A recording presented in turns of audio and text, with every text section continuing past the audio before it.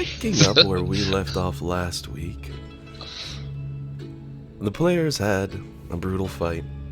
Ended up losing one party member and regaining an old one. That's what we call recycling.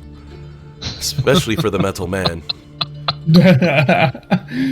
Remember, sort your metals. Otherwise this can happen and it come back and get you in the end to remind you you didn't do it correctly.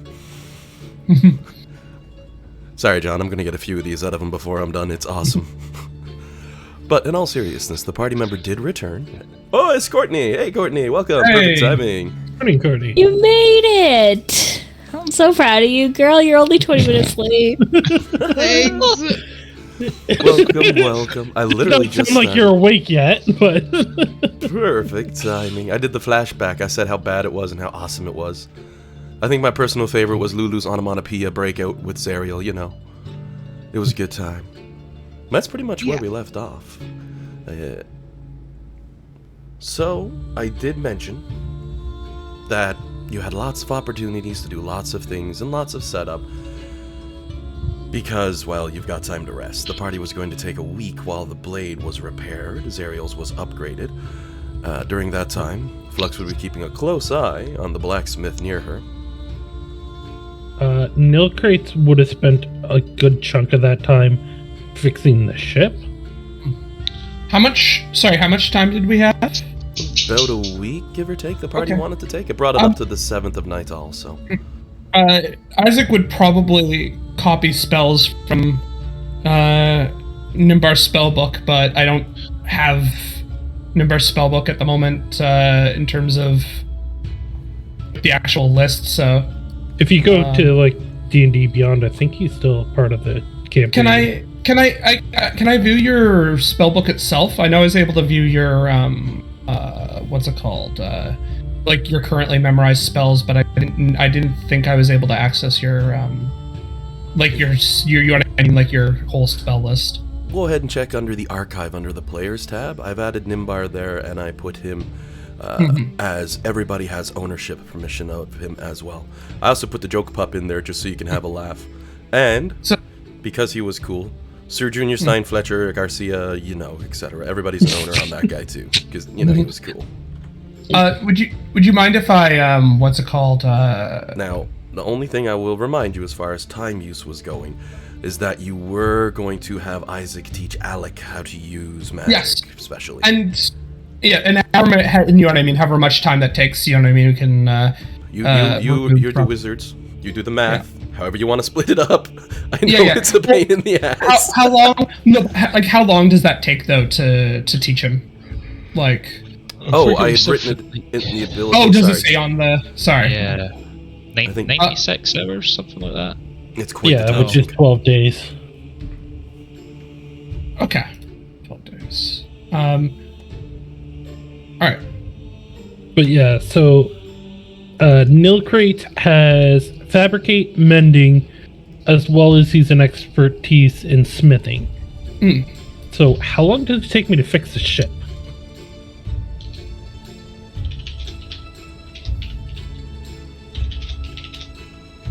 I think we did math for this previously. The real issue was the supply.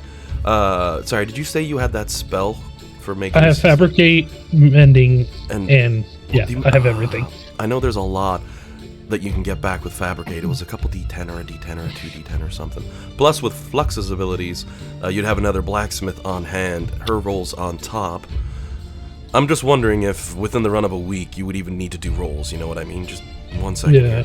Mental math, this will only take a moment. Yeah, over the run of a week, you could have the ship completely repaired. No, I'm doing completely in air quotes because it's still basically a sled.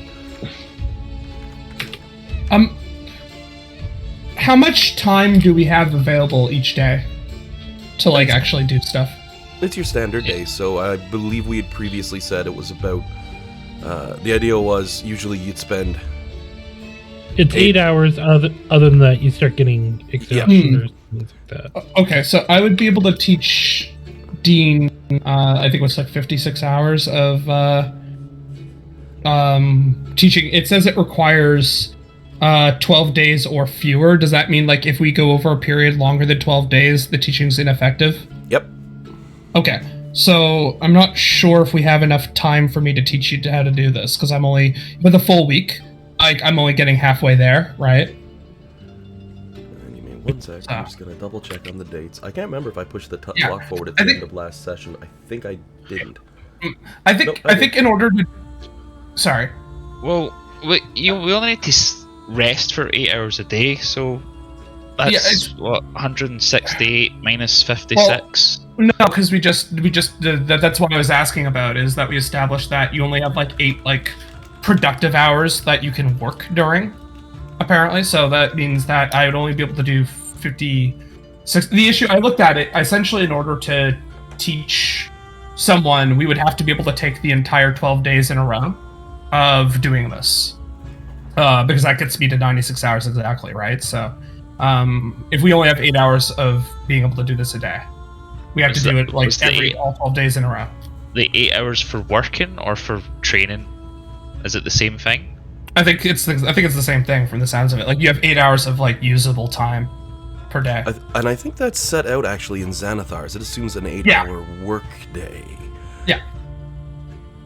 And that does make sense, because essentially going longer than that for an extended period, you're overworking yourself, right? Like, and realistically here, a spellcaster spending 16 hours a day scribing things into a book feels a little more game-breaking, immersive-breaking, non-realistic, you know? Yeah. I couldn't imagine, like, you think monks back in the day apparently would write out full copies of books. I couldn't imagine. That'd be nightmare grade. Though... I don't see why you wouldn't be able to split it up between multiple things. I could probably let it fly for teaching someone another thing, so you could use 8 hours for your spells and 8 hours for doing that for another player, but you'd have to roll a con save every day to prevent exhaustion. So the issue is just that we only have a week right now, and if it's 8 hours a day for a week, it's not enough time to like, I did the math, and if we can only spend up to 8 hours a day working on this, we literally have to spend 12 days straight doing this. Otherwise, it's not possible to meet the like 12 days. We said last week we would wait for you to finish teaching. Oh, if we're willing to wait the whole time, then yeah, I could spend 12 days straight teaching him 8 hours a day, and then he can have it. I don't mind that. Like, I don't need to. Yeah. It'll take all of 5 more days. We only skipped forward to the point where the sword would be repaired, and Zariel would have her sword back. Yeah. Oh, if we're willing to wait, I'm 100% fine with it. I can find another opportunity in the future to start copying spells. I think it's valuable to get Dean and Dean to learn. Anyone else wants to learn. Anyone else who's like a valid caster. Which is a bard, cleric, druid, sorcerer, warlock, or wizard who has access to 9th level spells.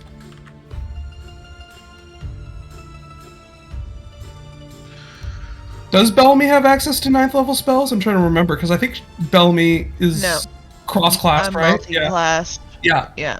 So you wouldn't be able to learn this yet. Does it mean all of this? About halfway through the week while the sword's being repaired, Zariel's going to come to Flux at one point, just put a hand on her shoulder and say, "Do me a favor and keep somewhat of a lie on Lulu. She's partying pretty hard and having a really good time. I just want to make sure she doesn't go too far, you know. You know, the friendly little, I hope the little fluff's gonna not party her head off too much, because every night she's a star attraction." Can I ask for Bellamy? Bellamy can cast 9th level spells. Does that count? Yeah, she can. I thought she was cross-class. I thought that was why. She can cast 9th level spell slots, but... That's what I'm asking. Is it the spell slot or the spell that matters? Spell slots. You'd have to have access to the spell slots. You may not be able to pull the spells in, but so long as you have access to the ability to cast something at 9th level, that would classify. You'd see enough of magic that you understand its raw power at that point. Yeah. Right, so Bellamy could learn it then. I have one 9th level slot. You do have a 9th level. Yeah, I just don't know any 9th level spells. Okay, sorry. I thought. Right. That's because the casting. They merged the spell slots. Like, they have a progression table for cross class in this edition. in the. Oh no, I'm thinking different thing. Yeah. I'm thinking prestige classes. But yeah. Now, I assume that he can teach both of them at the same time. Would that be a correct assumption? Yeah. Oh, yeah. I think so. Yeah. All right, then I'll happily teach both of you how to do it. And Isaac would be a very meticulous, sort of like teacher. A lot of probably one of those teachers who probably like kind of like goes a little too far into detail. Like everything's like, you know what I mean? Like loves to talk about tries things. not to fall asleep during lessons. You better not, because it's a very valuable. Probably the worst students for you. Make some con saves. Two spellcasters who've never studied a day in their life. I wonder if Alec would be reminded of his dad, like going on about like going on about various lore and you know what I mean, things that he's learned and he wants to teach his kid. Alec almost certainly swapped himself out for a wild-shaped dog for most of those classes. Okay, dokie. Well, yeah, so you should. So once that time's passed, you guys should be able to do that trick too. It's a really cool trick. What is it? It's a nice one. Yeah. So by learning it, essentially you are able to take a spell of the 4th level or lower, and you can cast it at will. Whenever you finish a long rest, you just pick one of your 4th level or lower spells, and you can just cast it like I believe it's like you cast as much as you want. It also eschews like components, doesn't it? Like you're just able to fire it. Yep. Isn't that right? Yeah. When you take a long rest, you can change the spell that you have selected. Yeah. So you don't need anything. You could be without your spell book, without your spells cast off, cut off. You know what I mean. But you could still cast whatever that one spell that you've picked is because you know it so well. Yeah. It's a neat ability. I'm glad I rolled well on that. That's going to take until the 12th for both of them. And I can imagine partway through that week, Kamashag's probably spending his time walking between the two of them, whapping them in the back of the head with the wing, like, wake up! And probably near the end of the week, poor Isaac most likely has a fiddle in hand, a drums in front of him, trying to make music, trying to use different forms of education to show them how it works, just to keep them engaged. But by the end of it, by damn, you teach them. So that's going to sum up what your characters are going to be doing for the most part. And that also gives you your 8 hours per day for scribing out your spells. And then just basically, you can't focus on any singular aspect for a full 16. I think that's how I'll run it. If you want to split it between two things that are dissimilar. Oh, I can? Okay, I can. Then, would you mind then... However, as I mentioned, if you do that, you need to roll a con save each day to protect yourself against exhaustion. And if you get a point of exhaustion, you won't be able to do one of the two things until you get rid of that point of exhaustion. So you'll lose days and gain days continually, so... Okay, I guess I'd probably try to do that. Anytime I failed, I would just keep teaching them, and then, you know what I mean, like, get my rest back, and then the next day try again, so... when it comes to scribing the spells, because that'll take a minute, would you mind if I just did that after the session and added my books added my spells to the book session? You got homework to do. Yeah. By all means. But what you'll need to do then at that point is 12 rolls of a d20. If you just want to roll 12 d20, I'll open the list, and you let me know what you get on the con save. Just to tell me how many hours I'm getting, basically? How many times you pass and fail, essentially, I can let know quickly. As opposed to going through each one at a time, you toss that up. Alright, and this is with +3 bonus.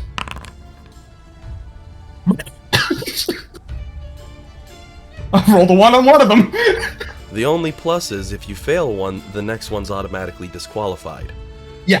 So I'll let you know how many days you get. So the first one's a 1, which cancels out the next day. A 15's a pass, a 16's a pass, a 15's a pass, a 12's a pass, a 7's a fail, so the 11's cast out. So you got 4, and then the 8's a pass, the 9's a fail, which cancels out the 4, and the 14's a pass. So you've got 1, 2, 3, 4, 5, 6 days worth of scribing. Awesome. Thank you. I'll make Your character looks completely friggin' frazzled by the end of all this. Lulu's bringing you food partway through, just setting it down on your table like, you gotta make sure to eat, buddy. I haven't seen you downstairs in a while. And you're like, oh, right, food. I almost forgot about that. Prestidigitation. I figure it's like cramming. He would be used to it because I bet Nimbar had him cram for certain tests and things at certain points. So. Oh yeah. The usual flashbacks to the school days, and then flashback to the nasty school you just saw. What's up? Am I able to get control of pop token so I can just modify it so that way I can? Oh, I thought you were set to owner on that. 1 second, I'll double check. It may not have carried when I pulled it through. Pup, configure permissions, all players. Oh, I put the wrong player as owner. Did you put Dean? Please tell me you put Dean. I picked Isaac. It would have been funny if it was Dean. That would have just been the hilarious with the Iron Man. Yeah. Now, I will say, during most of this week, because I'm sure you might have some updated questions for Zariel for anything like that, but during most of this week, Zariel's spending a good, 12-day now, Zariel's spending a good chunk of her time over with all the bearded devils. She's not joining them. Quite the opposite. She's literally standing there basically trying to preach to them the good word and all that, trying to convert them. They're more than happy to listen. She's an angel, but they're like, nah, it's all coming to an end. And she goes, no, there is hope. We have heroes. You know? Yeah. That's funny. As for Zariel's blade, once it's finished, it shines with that powerful mystical light that it once held.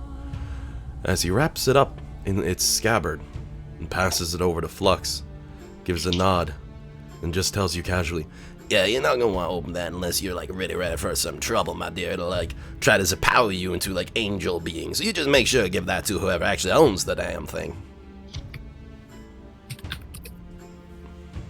Copy that. Thank you. And you have the sword, fully repaired and fully functional.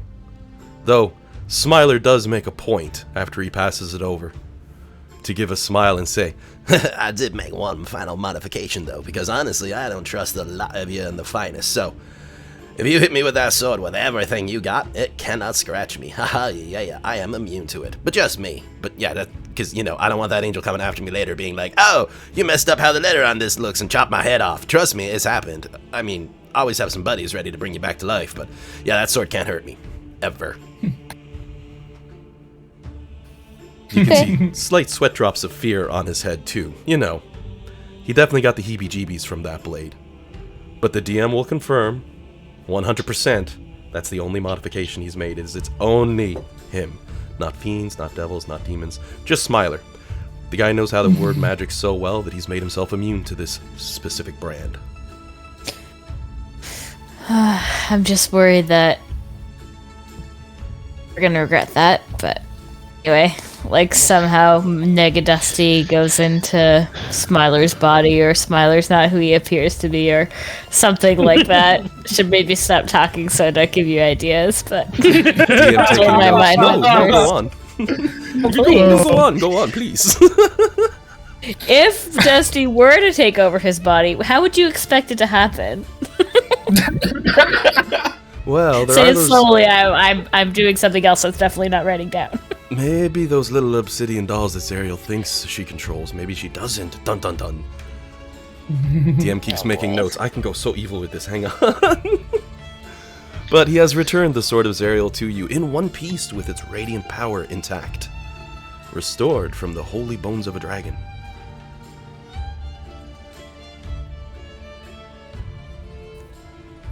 I will go and tell everyone that the sword is done. And warn Zariel that if she does want to wield it, maybe she should wait till we have her own body back. Zariel catches up the blade, looks it over a bit, looks towards you, gives a nod, then back towards the blade.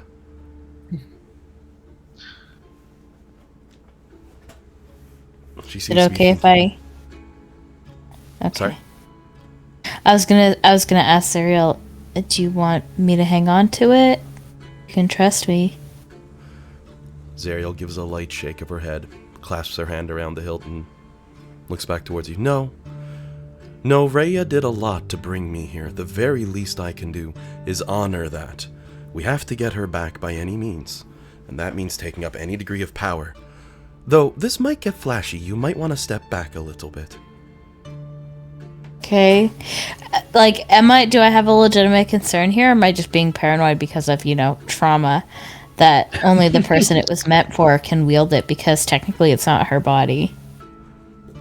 Zariel shakes her head. If the sword does not want me to wield it, I won't be able to pull it from the sheath.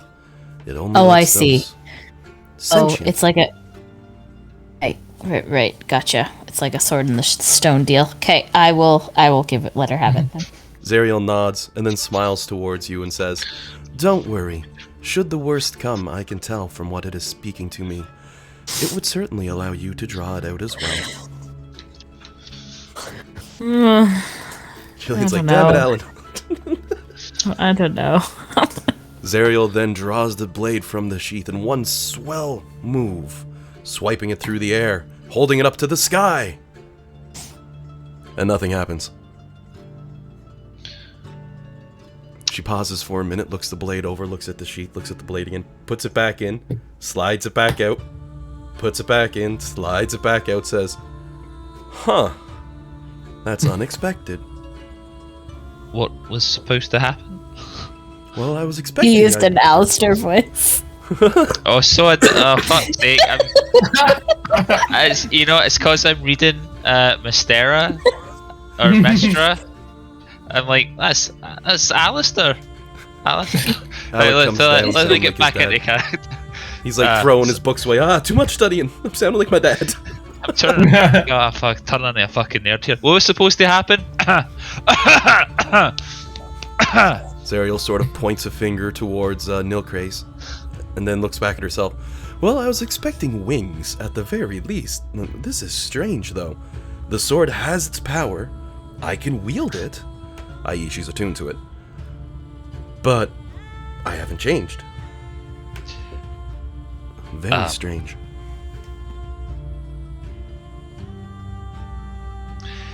I know you Celeste. I'm doing Alistair again. Fuck! I know you Celestial types are all about, souls and connections to, it's like your true thing is like who you really are inside, and it's also sickly sweet and buttery goodness. Yes, Disney princess. I know. The magic of the world. It's how it works for me. Is this a thing? Is that what's happening here? Because, you are Zariel, so it's your sword. Is that how it's... She just shakes her head. I am not certain. My specialties with magic do not ascertain the capacity of what's going on here. My sword works. I have it as a weapon, but I am not changed. I do not have my strength. Just the sword's. Ah.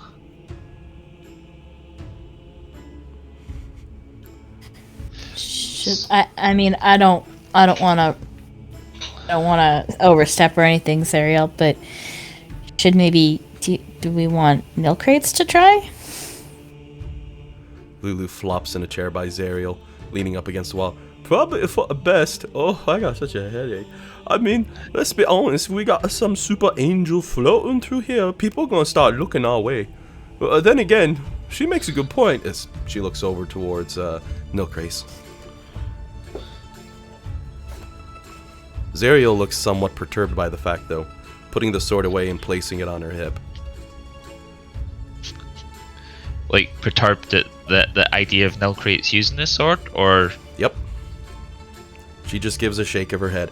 I see not a point. I can wield the blade, I just don't have my power. He could certainly wield my blade, but then it would be... What would I wield but this bow, or whatever this body is capable of? It does not matter, though. Oh, I see. So the idea was just to... It's been a long time since we started this plot point. Forgive me for missing the details. So, it's not... We were hoping that if we fix the sword, then Zariel could regain her powers and maybe her old form, right? But now we're finding out that she doesn't. She thought with her powers regained, she'd be able to reach out, return herself, and bring Rhea back. Mostly because it's more or less borrowed clothing what she's in at the moment. But, upon regaining her sword, only it has power, she still has none. Right. Now, I will remind, by the way, that I will built... point out that, sorry to interrupt you, but no I worries. will point out that Smiler did say we need Zariel's feather to reconnect Zariel to the blade, to restore Zariel's power. And that is probably why she cannot return to her former self right now, because we did not imbue the sword with Zariel's feather. And her... I thought we used the feather, though, to summon No. her. Yes, as far as I know, we consume the feather to summon her. We don't actually have Zariel's feather. Unless I'm remembering that wrong. Zariel gives a light sigh and rubs her eyes, and mutters something about why couldn't the hero be creepy and obsessed with her beautiful wings, looking over her eyes towards Nilkrace for a moment, and then saying, no, I got the normal, good hero. It's frustrating. Right. That's what Zariel So- says, mind you, not the DM. Zariel. He looked up from playing with Puff for a second. What? I don't know if this is inappropriate, but have you ever started shedding? If so, can you remember where you did that? Zariel leans in fairly close, and just whispers slightly to Alec. Keep it a secret, but Lulu is obsessive with preening. So no, I generally never shed because she makes sure any loose feathers were taken care of. And as you look over, you notice Lulu is presently 180'd, her head against her backside as she's chewing it herself.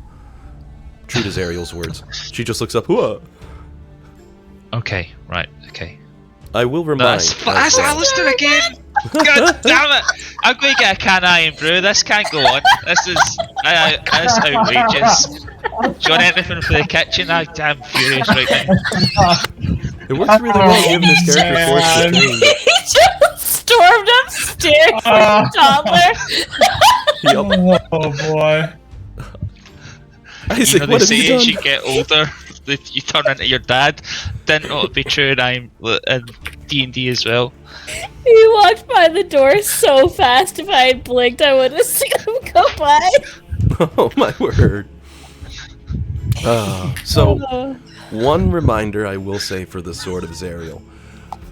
Originally, when you went to get it and Dusty was on the team, he admitted he couldn't draw the blade up because he had previously attuned to it. Unlike every other magical item that exists in D&D 5th edition, the Sword of Zariel will immediately attune to anyone who draws it if the sword deems them worthy. The other flip is there's a connection between those who are attuned. You pick up the sword, you can become immediately attuned with it again, replacing one of your attunements you already have. And for the Artificer, it's going to have to replace one of them core ones. I gotta look exactly how you get the add-ons, and I gotta find the best way that I can screw you over. I gotta find the best way that it fits with the wordings. Oh yeah, yes, yeah, I see. Essentially, though, anyone who's already previously wielded the blade, who is attuned to the blade that it's picked, can just pick it up. Because of that, to protect it from herself, Zariel had... Lulu had put up a shield around the sword with magical power that made it so only someone unattuned to the blade, someone drawn up new, could bring it to her. Because where would you find a soul like that in hell? That's how the book had presented it, and how I twisted it very slightly for how the sword attunes. But that's how the book presented its guard. That it was in a place that needed to be picked up, and Nimbar... no, not Nimbar. You gotta fix that on Discord, man, that messed me up. Nilkrace. Nilkrace picked up the blade, transforming him into what he is now. So if he picks up the sword, he can just freely wield it, no problem.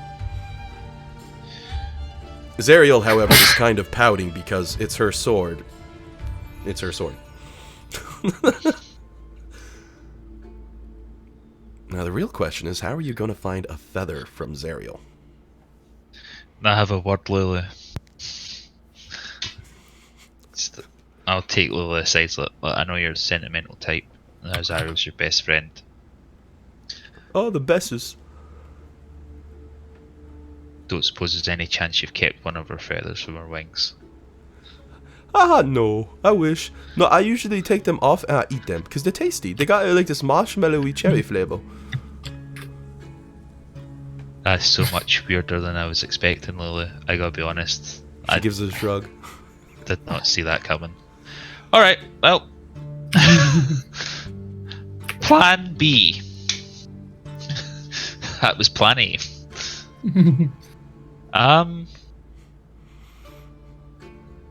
Gargoth leans his head around a corner, just wiggles his fingers at you in a creepy hello, then leans back.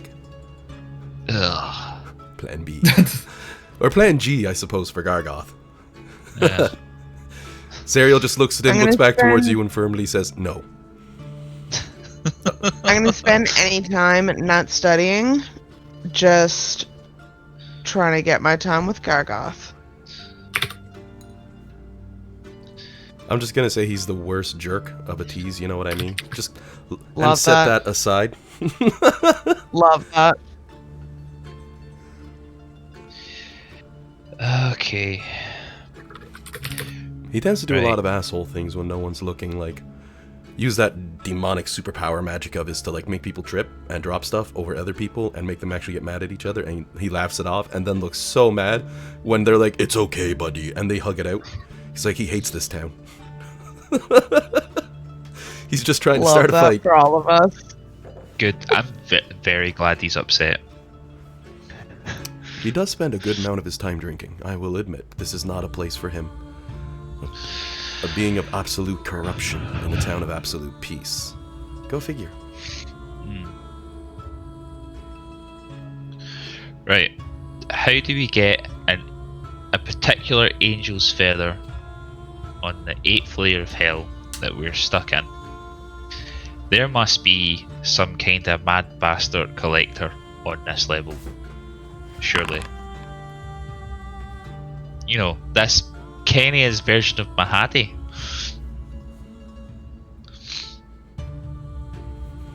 Unfortunately, Wait. Kenya is little more than a playground for Mephisto and his crazy ways. And with the world's coming to an end, fortunately, devils haven't been prowling these zones as they normally would be.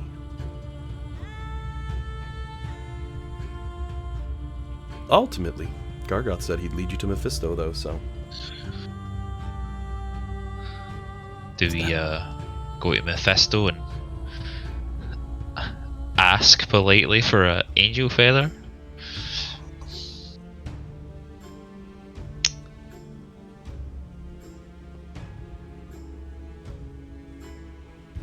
Also, since it's been like a week and a half... Dan, you having Jade do anything funky with that treasure you found?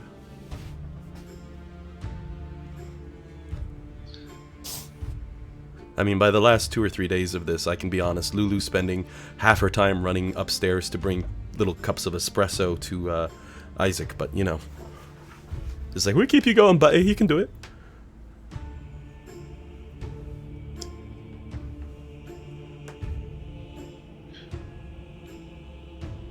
There was lots of craziness planned, but I forgot to. It was something I had to talk to you before we actually came in there. So I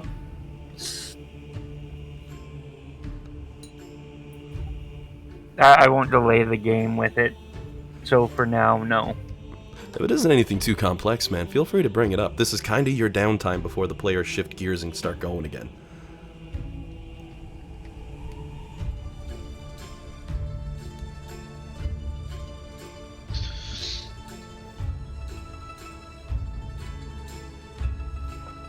Or if you want, you can send me a DM on it.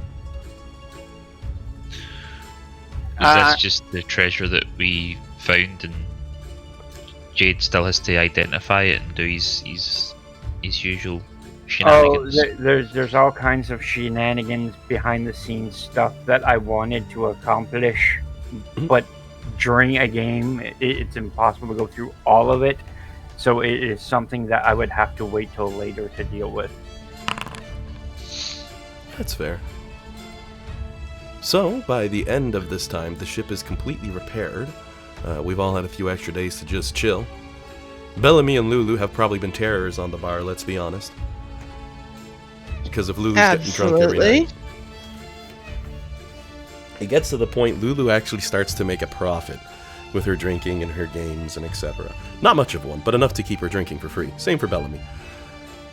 Whether it's Lulu challenged someone to an arm wrestle and she turns into her giant mammoth form just to throw them.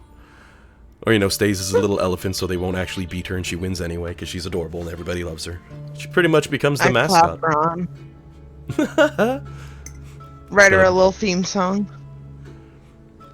Billy makes an awesome 80s riff just for Lulu.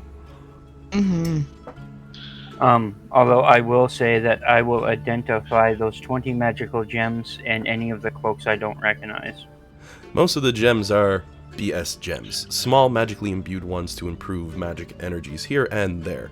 Identifying them will take a considerable volume of time, especially when you make it to the end, because give me a roll on a d20. Let's see how lucky you are. The higher the number, the longer it takes you to find, so you want to roll low for one time in Jade's life.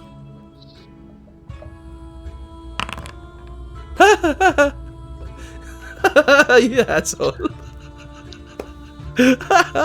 he rolls a 1. What? You want to roll low? Okay, is 1 low? Yup. What sorcery do you wield, Dan?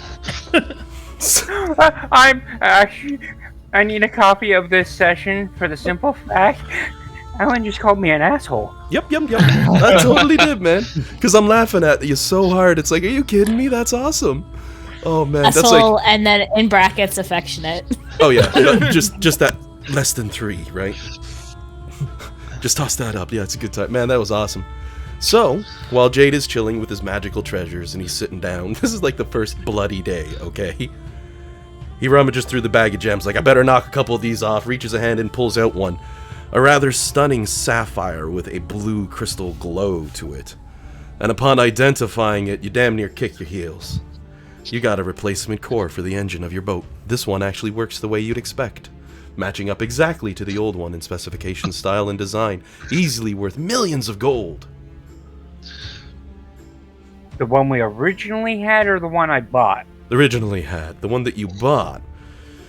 You find another one of those in there, and through empirical testing and the information you had already obtained, you've come to realize that using Demon's Ichor on it would have similar effects, but using water on it drives it straight crazy into an explosive rage. So, that might come in handy in one of the planes of hell, but outside of that, not so much. Sort of the inverse of your present engine. The remaining ones are mostly trinkets and effects. Some of them do interesting things. About half of the gems turn out to be letters to parents, or letters to other staff members, or interdepartmental messages explaining the most basic of ludicrous of things. Some of it's sweet, some of it's simple, none of it's useful.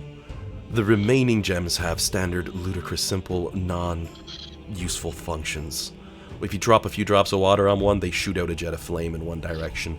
Randomly, however, so outside of a fuel heat source, it's fairly useless as it doesn't have much pressure, etc. Any of the gems can be sold for 2,500 gold apiece. Except the blue one you found, that's the king of the castle. You found that on day 1 too, so... While the ship's just starting repairs, Jade's walking over, fitting on a new crystal, like, there we go, flight's back on the table. Though, one thing I will add that is somewhat peculiar. As the days go by, the weather gets worse. More snow builds up, and the wind starts to whip and howl. It would appear whatever protection was granted upon these lands may have been tied with that mountain, because it gets harder to traverse this small town as each day goes by. And soon it feels like the hell of winter, because by the 12th of Nighthall, it's a constant blizzard. Did we break another town, you guys? Kind of par for the course, isn't it? Another? I don't remember breaking the first one. I'm sure we've broken something at some point. Well, I mean, recently I guess the Ice Maze was kind of like a town for all those creatures, and we wrecked that. Lulu laughs. Oh yeah, we did. That was awesome. I hate spiders so much. I'm not keen on them myself. Zariel looks over at Lulu, gives sort of an eel glance. Spiders? Lulu's like, "Oh yeah, no, let me tell you, it was this giant flipping maze, and we get at one spot, and they're like, hey buddy, I never want to see a talking spider ever again, unless it's him," she says as she points towards Alec. What? I feel attacked. And for flavor, because I can do it every single day for the entire downtime that we're here, I walk up and hand Alec a random flower. Thanks. Yep. That's a nice little piece of nature for Alec. Flux, we're going to sidebar. I think Jade might be into me. I don't know how you let him down gently. Oh, I was just gonna say you should go for it, but tips for shooting people down. I told you in the maze that I'm technically engaged, so I can't. Oh, over. It was weird because I told him, and now every day he's giving me a flower, and She definitely wouldn't be down for some kind of arrangement. No. no. Okay, good. You gotta ask, or are we just gonna wonder? He's just like a friend. He's like a really good friend. I get it. Okay. It's the fur, isn't it? You could just say it's the fur. I'm a druid. The fur's not really a problem. It's just like it's like your brother or something like that. Suddenly, Yeah, it's weird. yeah. Oh yeah. Okay. Do you don't think it could be another reason why he's giving you a flower? Like maybe, because we haven't seen anything like that recently. I don't know, Flux. I'm pretty. I mean, look at me. It's pretty magnificent. I'm super strong now. So We're gonna go check on Smiler. Okay. Yeah. Couldn't help myself. Oh my. God It was either that or I was gonna pull a Nigel Thornberry, one or the other. Oh, that was awesome. I had to lean back to not howl into my microphone. 10 points, Jillian. That's good. That's a point of inspiration for both of you. And one for Dan too, because Dan gets a point of inspiration for starting that. Just for the fun of it. Oh my word. So, all things considered, as the week comes on to an end, and you're on the 12th, any plans before you all vamoose?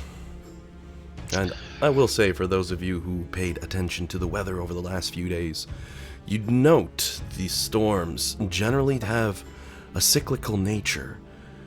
About a third of any given day is completely unpassable in this sort of weather that rips up. But the other 2/3, the storms aren't that bad. You can get from point A to point B. But you've noticed people have started sheltering up for that other third. Almost becomes as if it's creating a curfew, like nighttime itself. Does wonders for the bar's business, though. Oh, I did forget. We had gotten a better belt for milk crates, so I changed my attunement. When you get a moment, could you re-import him into words into the Foundry.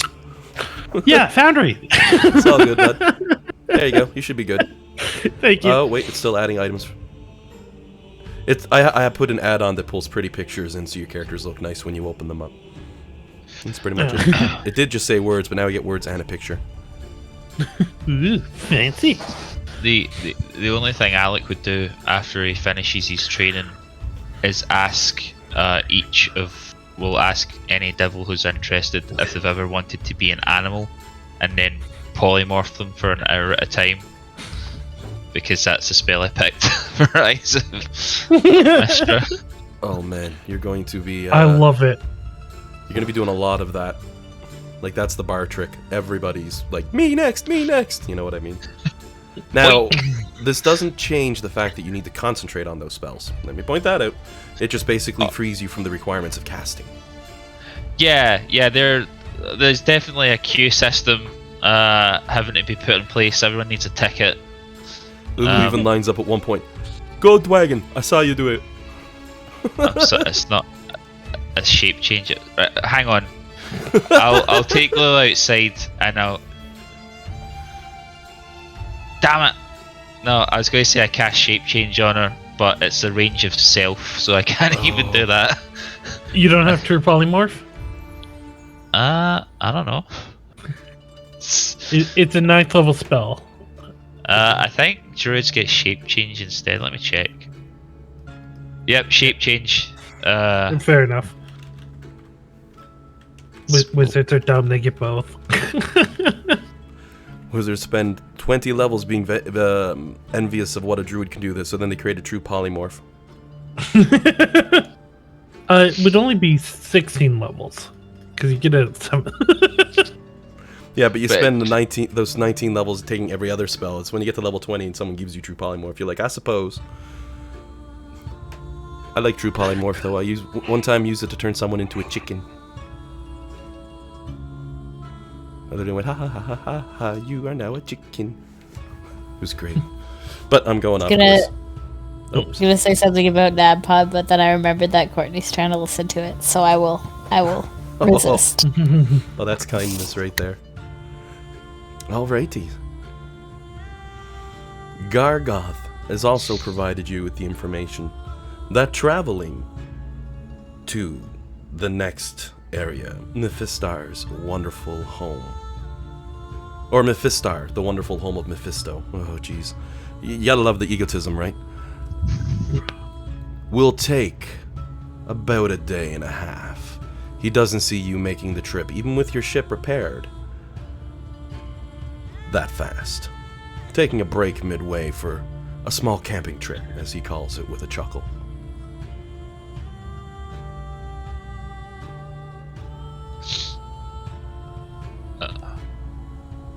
Gargoth, have you heard of camping with Steve? He just blinks a few times at you, gives a shake of his head and says, I don't camp. What are you going to do in the journey then? He just leans back, picks up his drink, takes a sip. Life's a lot easier for me. Oh, I see. Got some tricks as a middle child from mum and dad to make up for the fact they had more kids. He snorts a laugh at that one, flashes a wicked grin. Was never so happy to take their heads. You're weird, man. Oh, thank you. I don't like you. And I'll walk away.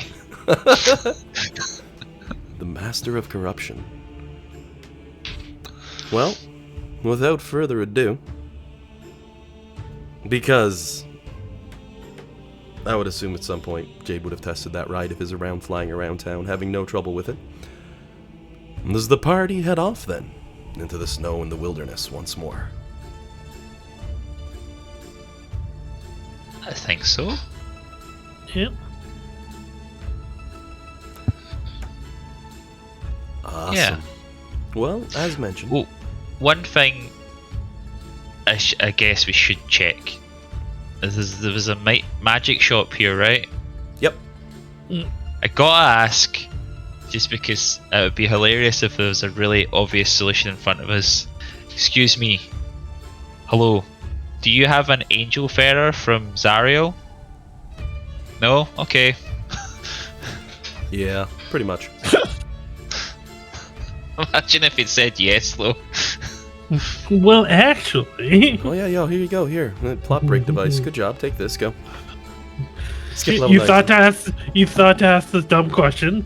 Oh my word.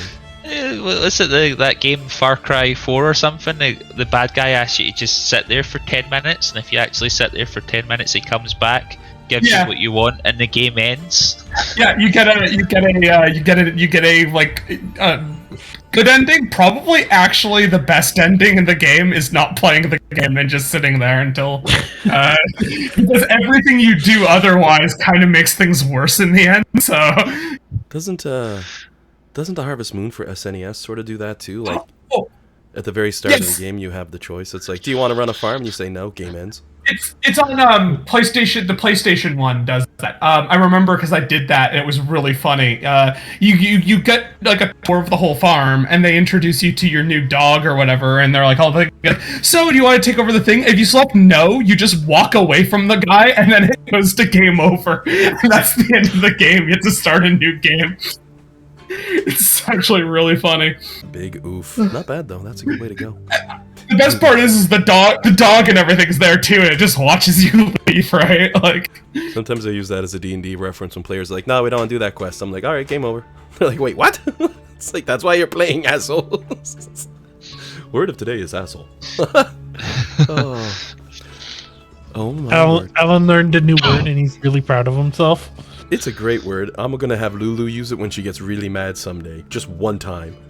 Just dig her feet in and say it, and the whole party be like, "Oh my god." Because Lulu's cursing is like, "Oh, poop."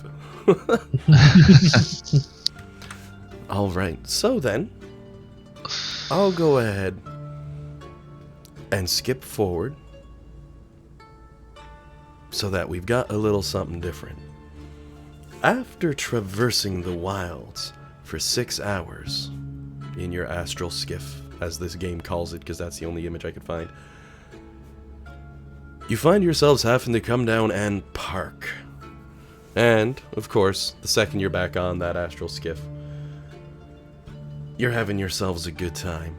You've got all your friends with you. Crick and Dolt's even getting back on like, "Oh, hey guys, that was lots of fun, but we really need to get out of this town. Those guys are creepy. I don't want to join their cult." And he's out of there. You've got everyone going on, too.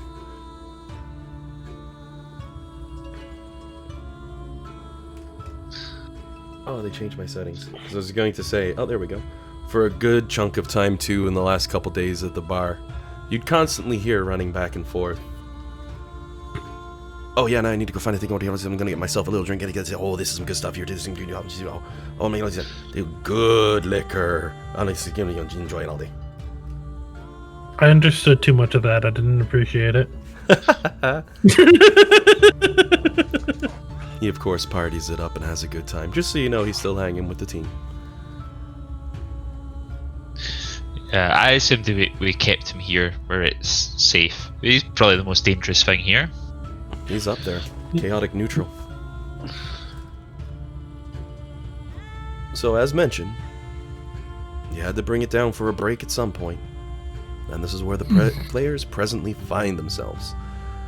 The ship is parked. It's up to the team if you want to put it in your jar of holding or not. We should change out the tokens, though. Well, there's probably one or two in there that's old. Give me a second here. Yeah. My simulacrum is like fresh, by the way, so I'm gonna swap out the. Like I said, I was gonna recast. I was gonna resummon. So do you mind if I just like refill my spell slots? Oh. I just redo How long does it? character. Okay. How?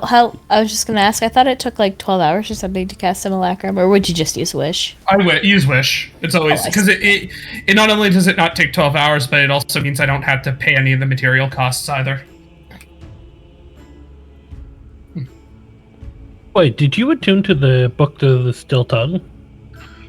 Oh, that's a good point. That was your book, wasn't it? Yeah. I mean, that was one of them. Like, yeah. If I have that, yeah, I can. You can only use its special feature if you yourself have copied the spell in there. Yeah. So I would probably have to. I wouldn't really be able to use the features on it until I have time to like start like working with it, I guess. I suppose that's fair. No crates is easy. Just copy. Mm-hmm. Do a couple scratches on the surface, and all his spells just copy in there. But yeah, I can look at that. I can look at that later. But I'll hold on to that.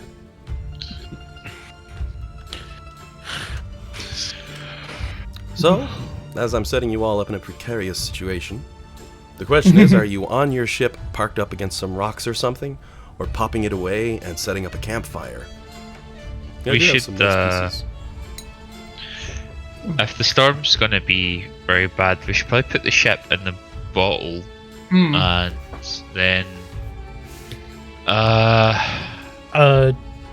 Isaac should know Tiny I Hut. know Tiny. I do know Tiny Hut, and I would cast Tiny Hut for us to give us some shelter. I mean, hell, if we wanted to be fancy about it, I could even cast Magnificent Mansion, but Tiny Hut keeps us where we are, essentially. prepared the wrong spell, hadn't I? Oh, I had a 4th level slot freed up with the polymorph, and I was like, oh, that's a good one. But there's 2 stone one, 2 like similar stone named spells, and I always get confused between the 2.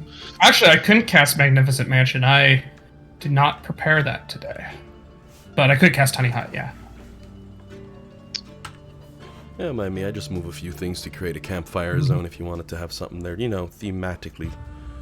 Ah, yeah. Some logs and stuff and a barrel with a fire on it. What I could do is...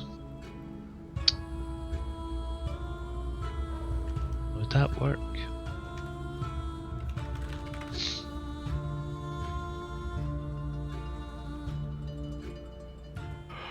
I could use Wall of Stone to make some slabs that we could like put by one of these larger rocks to create a shelter for the shelter.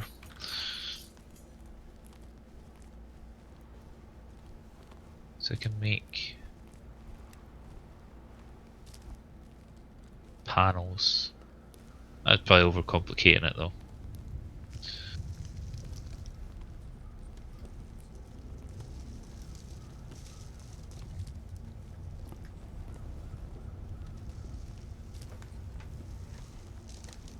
It's up to the team how you want to chill. I could just throw down Deern's Instant Fortress. Oh, did we bought one of them, didn't we?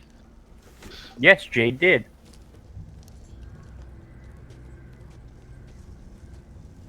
We should probably use it then. Yeah, that seems like Have Fortress will use.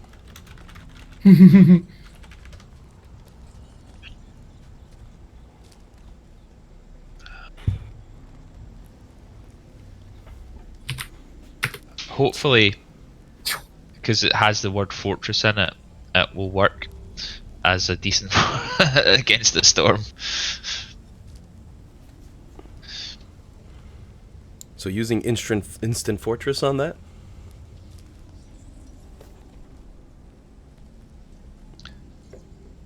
Yeah, I think that's the plan.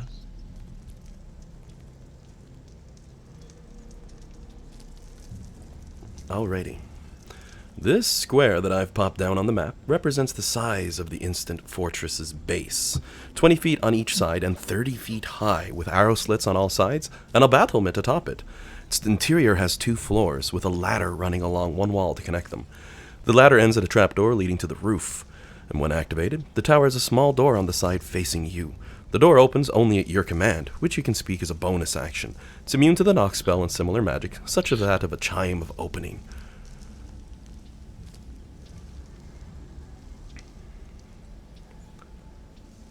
Nice other thing is it's made entirely of adamantine, and its magic prevents it from being tipped over. Inside, however, there is nothing. It is empty, it is blank, and it is cold.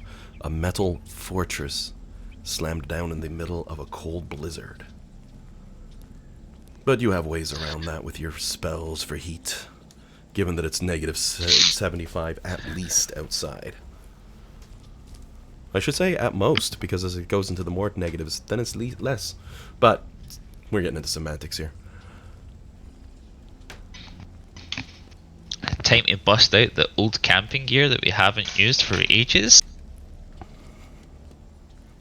Lulu's unrolling a sleeping bag as she's packing together some old plywood from the ship and all that to make a little fire. She goes, "Oh, I'm down. Look, I'm ready and everything. I even got my friend Phil." And she takes out her rubber ducky, sets it beside herself, and pats its head.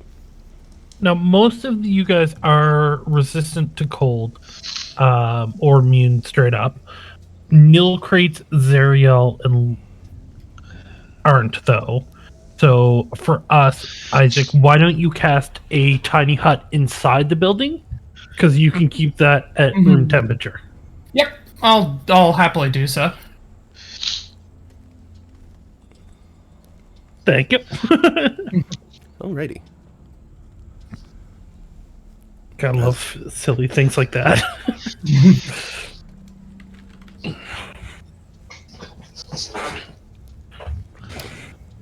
Alrighty.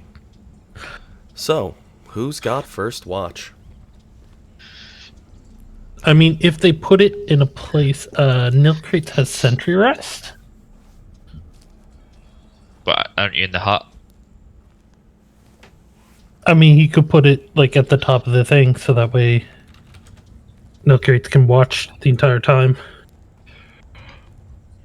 Alright, okay, like put the thing on the roof or something like that. Yeah, put the thing on the roof, and then like me and Pup can stand guard. Okay. Because Pup has an even better perception than Nilcrates, actually. I don't mind taking a stint at a watch as well. I was gonna offer as well, but if it's covered, it's fine. Flux looking as Nilcray steps forward, he goes, I do not need rest in the particular manner. I can stand on the roof and chill there while in an inactive state to gain my rest while watching for things. Flux is like halfway holding up a finger, then pauses, looks at Lulu. You got another sleeping cap? This sounds fun. Getting to get that nice R&R for once, with the balance of power shifting from the magical spellcasters to the tanky upfronters. A little bit of the pressure off the shoulders. The rest of the team is like, hey, we keep up our thing. Alec going, I was gonna take a defense. I was gonna stand up too. Don't worry, I'm just having my fun a little bit, as I always do. So we'll start it off with Nilcrace taking himself up onto the roof away from the rest of the party, with a magical dome covering him as he looks out over the land. With a stone wall at your back, adamantine under your butt, and in front of you, the cold blizzard of the night. While your remaining friends and party members stay inside the tower, down around a warm fire, laughing and talking into the night, as the snow kicks up higher.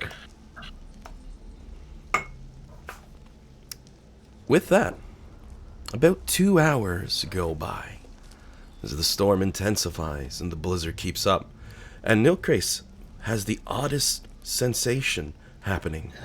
As he blinks his eyes a few times, he almost feels fatigued.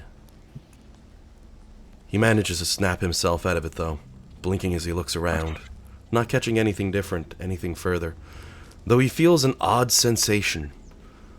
It's a very peculiar feeling.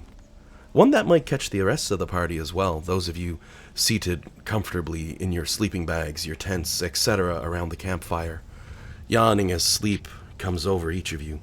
Slow blinks as rest overtakes, in a somewhat unnatural feeling sort of way. As your vision stirs and twists, it almost looks as though the adamantine fortress around you fades into the shadows of the night, and you find yourself sitting around a campfire in the middle of the storm and the cold. And as this happens, a familiar face comes and takes a seat at the fire itself, wearing robes matching that of the school you were recently at. You see Rhea Mantlemorn, smile on her face as she stretches her arms over her head and looks up. Says, wow, Guy, that was rough, wasn't it? And looking across the fire, you see another person seated with you all. A rather large, burly man, one of the ones who had hung out a lot with the troop you had seen. He gives a bit of a smile, says, I can't believe we got out of that alive. Most of the other ones, they're going to make their way to the Elven Kingdom. They need looking for peace, some place to call home. And oddly, though, these visitors aren't anyone that you really know or recognize, despite the fact that she looks like Rhea, none of you seem shocked or surprised, because your characters presently find themselves somewhat in a dream state, floating in between the moments. Guy, as she called him, the big, muscly brute, looks towards her with a smile and says, "It's been a long time since I've seen you, Elisphera. How have you been, my friend?" She tilts her head to the side, and the two of them chat and reminisce, though it seems odd, like two people from different periods in time. After a while, Guy, as he's called, looks over his shoulder, and you can see standing off to the distance in the cold, as the wind and blizzard whips down, the Godslayer himself, Sardior's mortal avatar, armed to the teeth, one would assume, with that blackened helmet still on his head.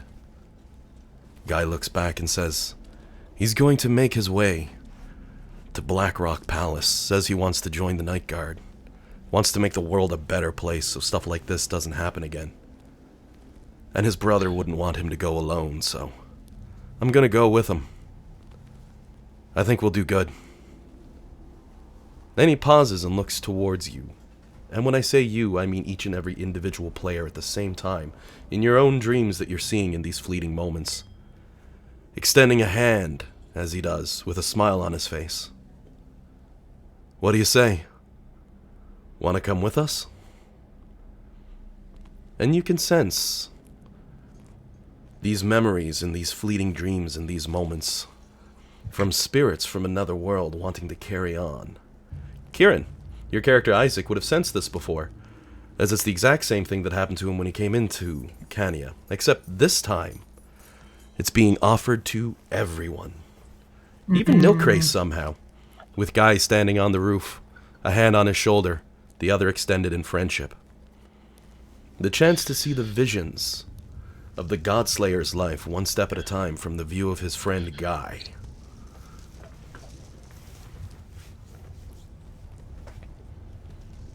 So I'm going to start from the top of the list of the players down. Dan, your character shake his hand? Yes, because curiosity drives him. Yeah. Dean, does Alec give his hand a shake?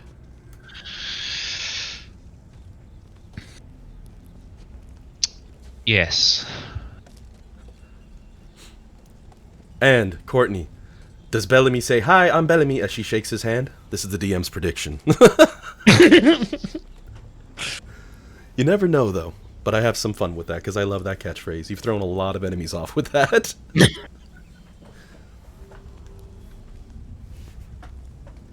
As well as just shutting doors in their faces and going, "Nope, not today."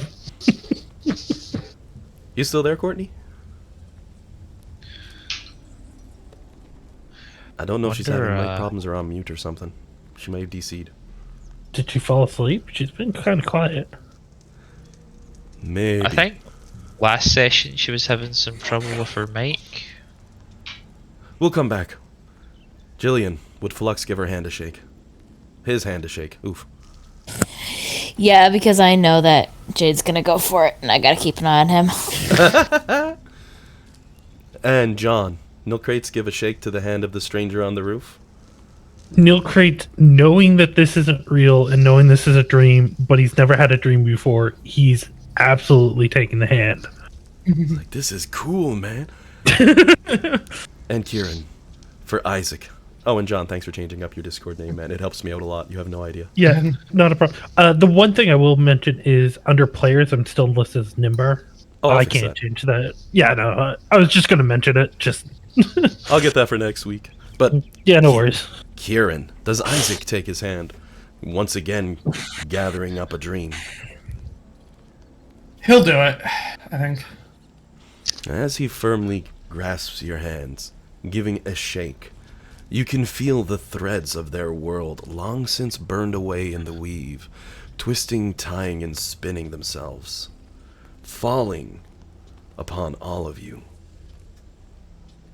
Which means I'll be cycling through players as visions come.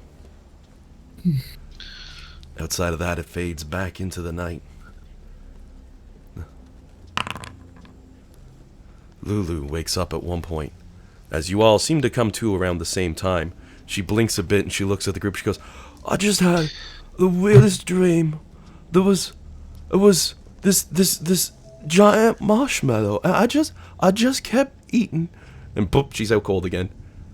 Zariel, meanwhile, is holding up a sogging pillow, shaking her head like, oh, Lulu.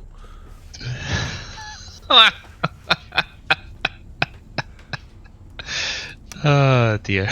It would appear the angels that flew with you were not part of this message. John's meanwhile like, hey, no, I was part of this message and I'm one of the angels. And I'm like, technically, you are not. I was gonna say, technically, I'm not an angel. No celestial. Trust me, we considered that when we were looking at what to attune Nil Crates to.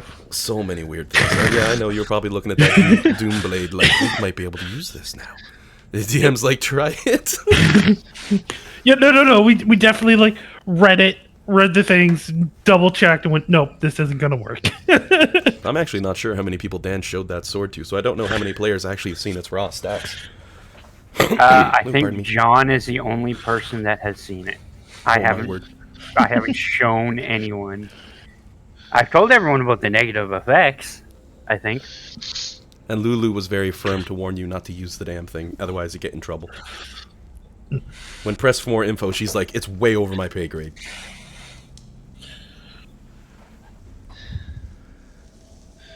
That's about it. The rest of the night goes off without a hitch. So nothing happens if we shake the hand. You just feel a connection to the drifting images of previous lives. You can sense what's gone on. The students from that horrible place, the majority of them moved on to the east to go to elven kingdoms to find peace as scholars. The poor elven lady, obviously not Elisphera, who had done the deed and managed to kill the director with that sword. It became very clear that she was not made for combat. That left her hands shaking, her voice trembling. The thought of having taken a life, not something she'd ever needed to consider, and not something she should have. So she left as well.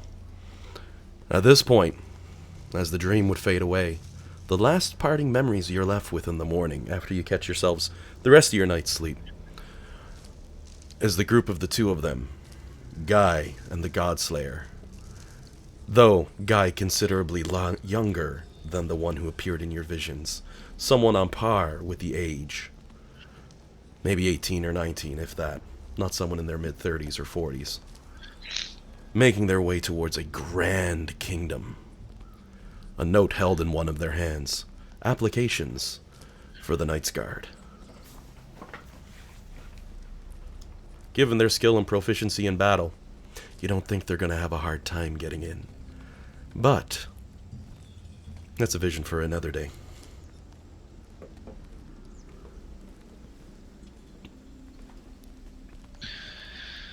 Morning creeps by. Lulu's up nice and early, so is Zariel. Zariel is helping Lulu as they're preparing a cup of tea for everybody as they wake up. Except Alec, he gets the liquor. A big one. She just sets it down, gives a nod and says, dog's got you all messed up, bro. You need a little bit of something special in the morning, so I got you an Irish coffee. Oh, I think that's what they called, but I don't know what Irish is. It's a druid thing. Don't worry about it. Oh yeah, alright. Yeah, that dog's properly messed me up. I had a dream that someone who looked like Rhea was in it. There's this guy called Guy. It's like shaking hands and stuff. Oh, it's a weird one. So Nilcrate comes down the stairs. Guys, you won't believe it. I had the weirdest dream. The fact that I had a dream. Lulu looks up. Oh, yeah? Oh, were you eating a marshmallow too? No, I was sitting there, and there was this person that looked like Rhea, talking with this guy named Guy, but Rhea wasn't Rhea, and proceeds to describe the rest of the dream. Hold up. Did we just have the same dream? Sorry, what? That's my dream. You just described my dream. Flex will say, I dreamt that too. Okay. Started to think that maybe it wasn't entirely a dream, you guys. That would make sense. Explain how I had a dream. And here I was really happy I had my first dream. Is there any spells that can do that kind of thing? I think now that I'm awake. Lulu looks up and says, well, obviously something. Then looks over towards Nilcrace and gives a slight frown. My friend, you shouldn't look at it that way. You're right. You had your first dream. It doesn't matter if it was someone else pulling the strings. It was still your first dream. Yay! Lulu sips her tea, oddly happy this morning. Zariel makes a mention that Lulu just absolutely loves marshmallows, so, you know. I mean, I don't know how we haven't found this out before, Lily. We could have been buying you marshmallows all along. Lulu looks up. I know where in the hell we're gonna find them. Oh, I see what I did there. I made a joke. Nice. So proud of you.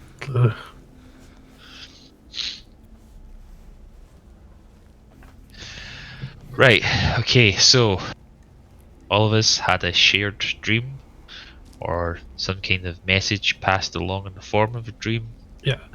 Can I make an Arcana check to see if I would know what sort of magics would be able to do that, including like a Warforged who's like immune to, who can't be put to sleep? Oh, by all means. I mean, you know that you've connected with someone else beyond.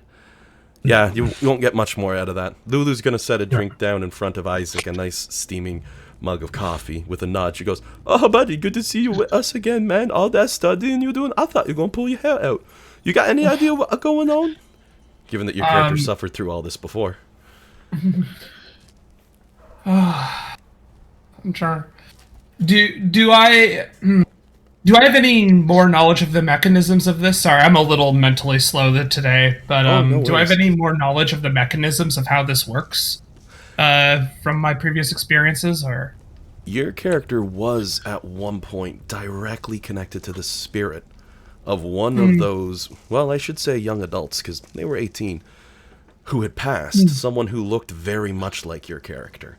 Very striking similarities, so that the fact that, in fact, when you went back to the school, you finally found them, but they had passed. Yeah. They were in the wall.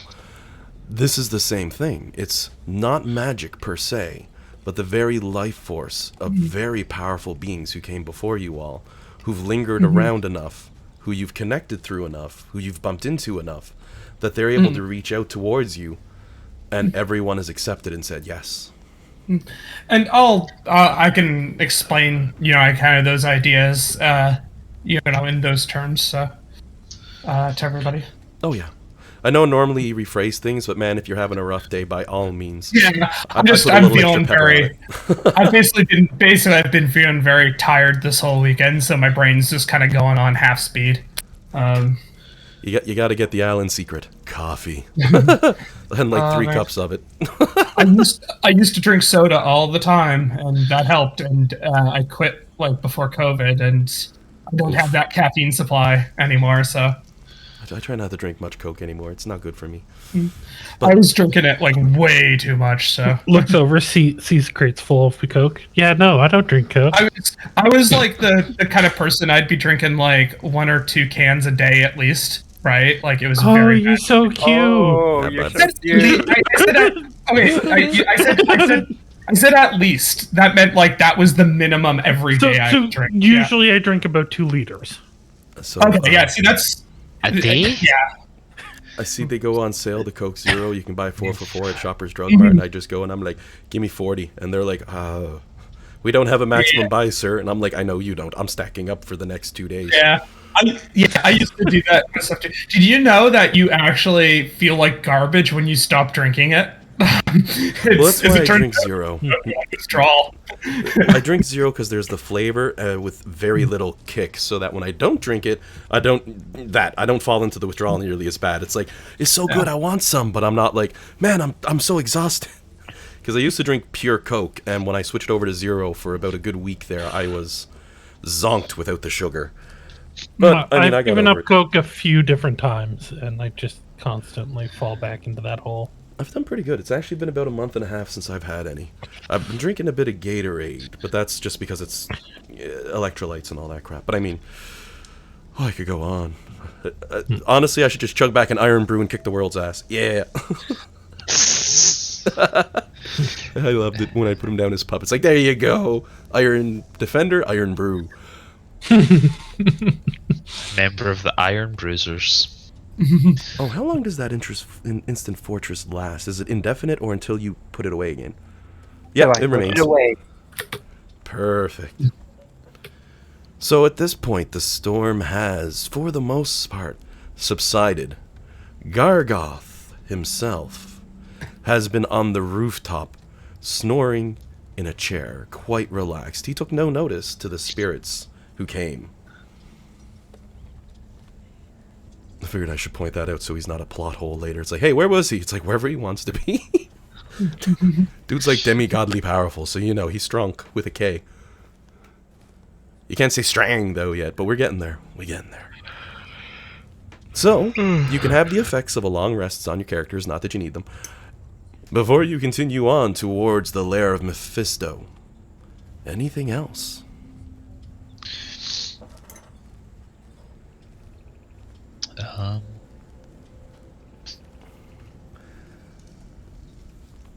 And this is where things get a little fun. So how far out are we, Alan? At this point, you'd say about 7 hours, and you'll be at his front doors, if that. Maybe less. Right, okay. Gargoth, however, is going to walk up to Bellamy. Courtney, you back yet? No, I think she dusted. I think she fell asleep at her keyboard. We'll give her some time. Maybe we'll get her after the break. So, if not her, then Isaac.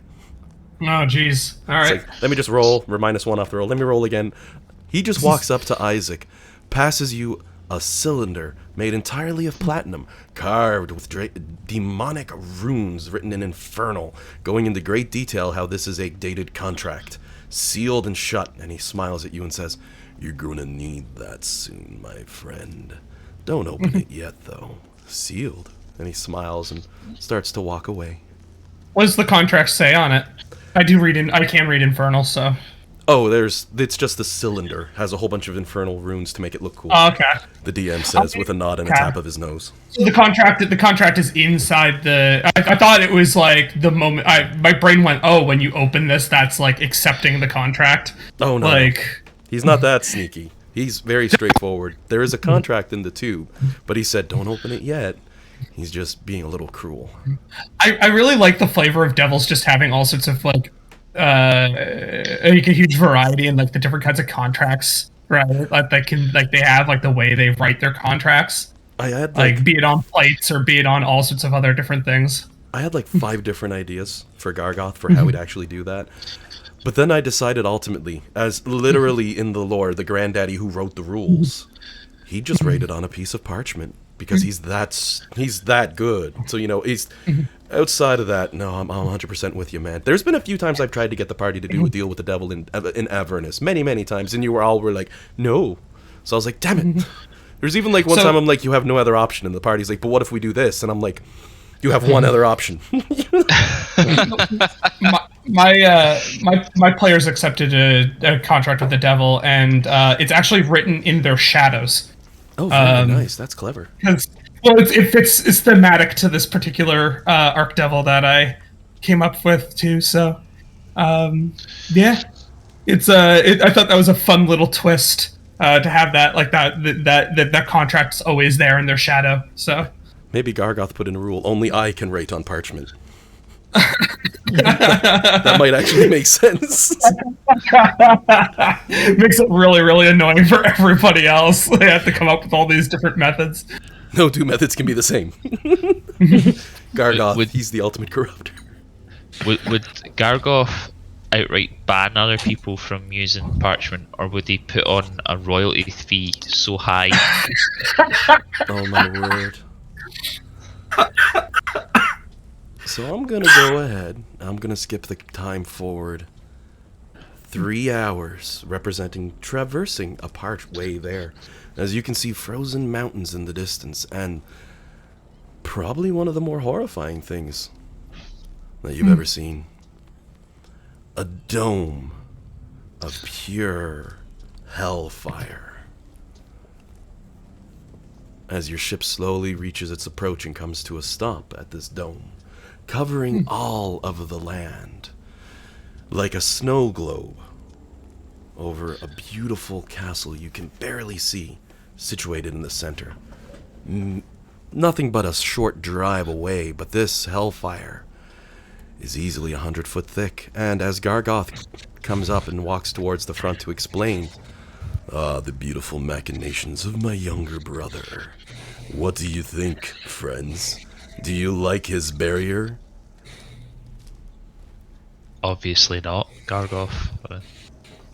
Goes underground as well, all the way through like a giant sphere, to ensure no one, except who he has approved, can enter or exit his realm. However, as promised, I have brought you to his realm. Mephistar, right there, maybe a 10-minute flight away. But, I mean, he has his defenses. I do believe this would conclude our business.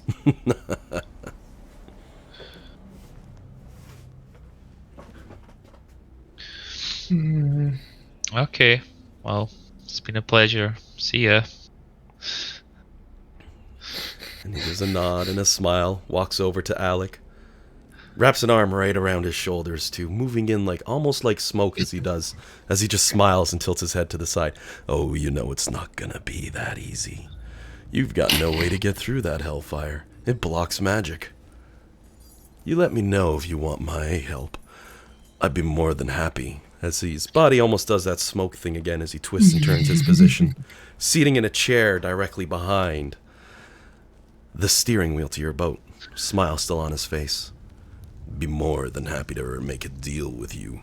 Make all this go away. You just let me know. Okay.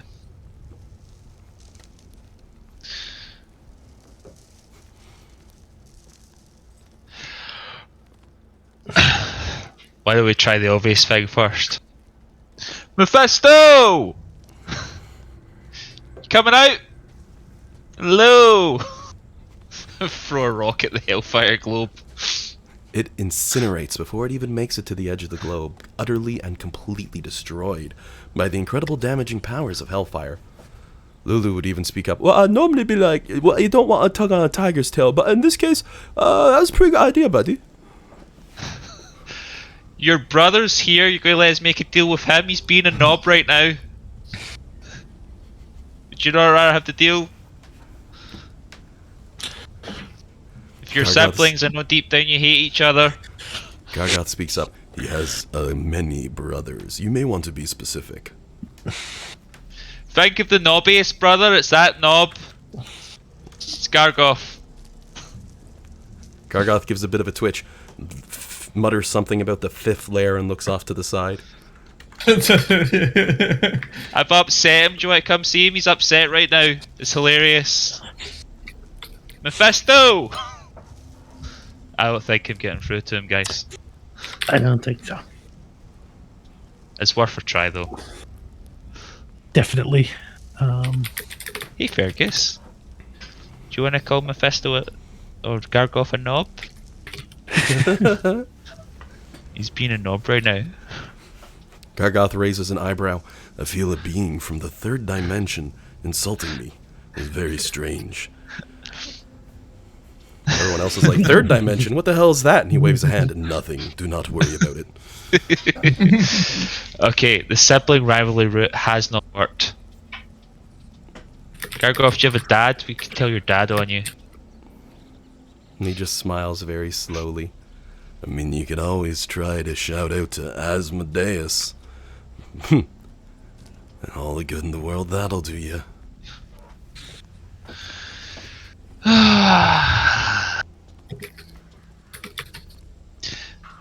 Zariel. Yeah, I mean, you're an angel. Is there any way past Hellfire? You must know something. Come on. Zariel looks towards the flames, looks back towards you, then looks at the flames again, then back towards you and says, perhaps with my angelic divinity I might have been able to cut a way through it probably would cost me more than I have to spend, if you know what I mean. But I think I might have been able to cleave through, but it's not just hellfire. It's a mass of roiling anti-magic placed over it in a thin barrier. So even then I'd get halfway and be stopped and incinerated in the process. A maddening defense by a maddening creator. I wouldn't be too surprised to see more of such insanity on the inside, however. They do say that insane man is the leader of the greatest wizard himself of this lair.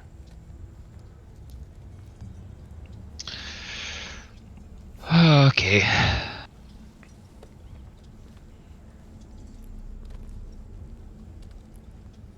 Let me guess. All the details are in the contract. Gargoth smiles.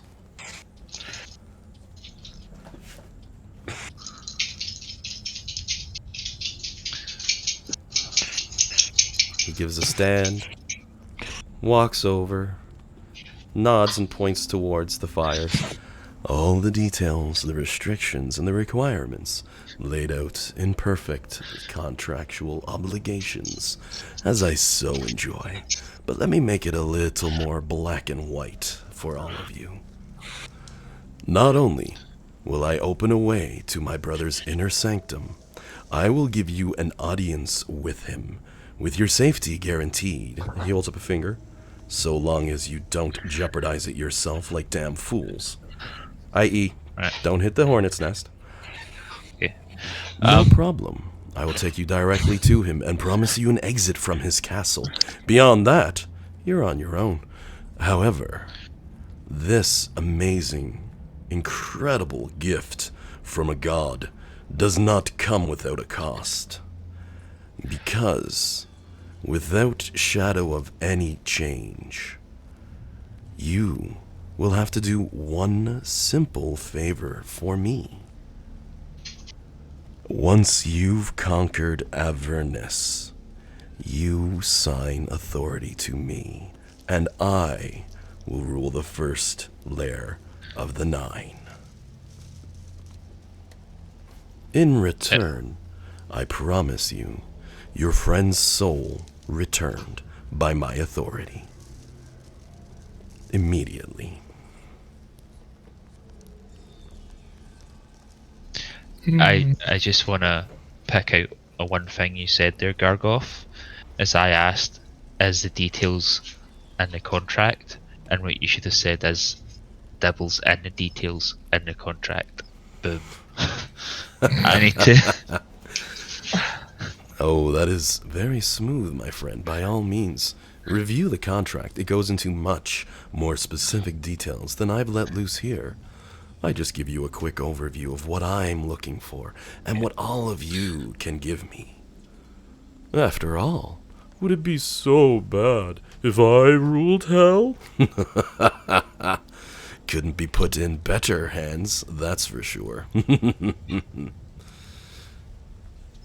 Anyone who wants to read over that contract, it's gonna be an intelligence roll. I think I need to take Fergus out for a pee. So I'll get back to you in a couple minutes.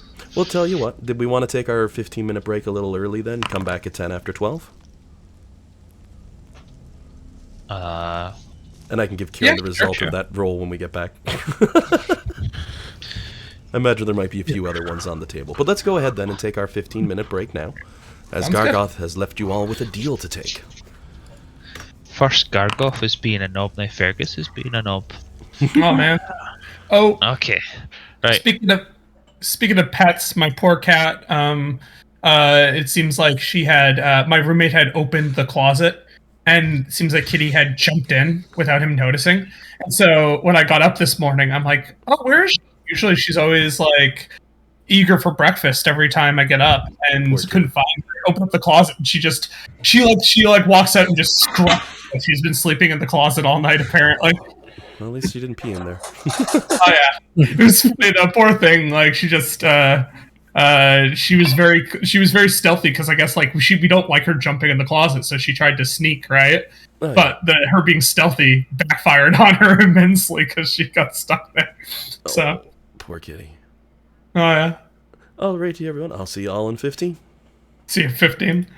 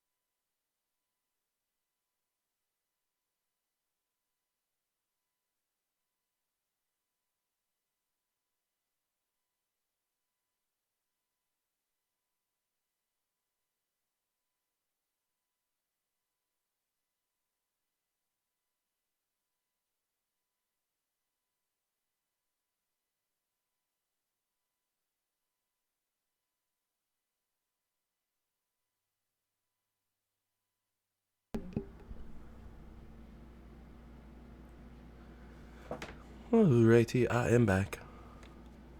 Welcome back. Thank you, thank you. Welcome back.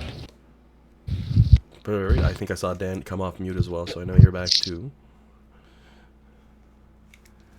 Dean and Jillian, you both back yet? Or still playing with the puppy? Is the puppy.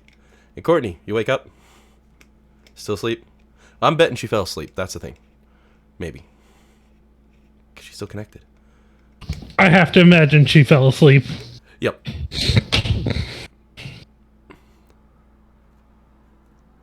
Only because she's still connected on everything, so either that or she's having sound issues and she's just been yelling at us and I don't know. I figure She would have typed by now if the was sound. Oh, I know. I'm just having me a little lark.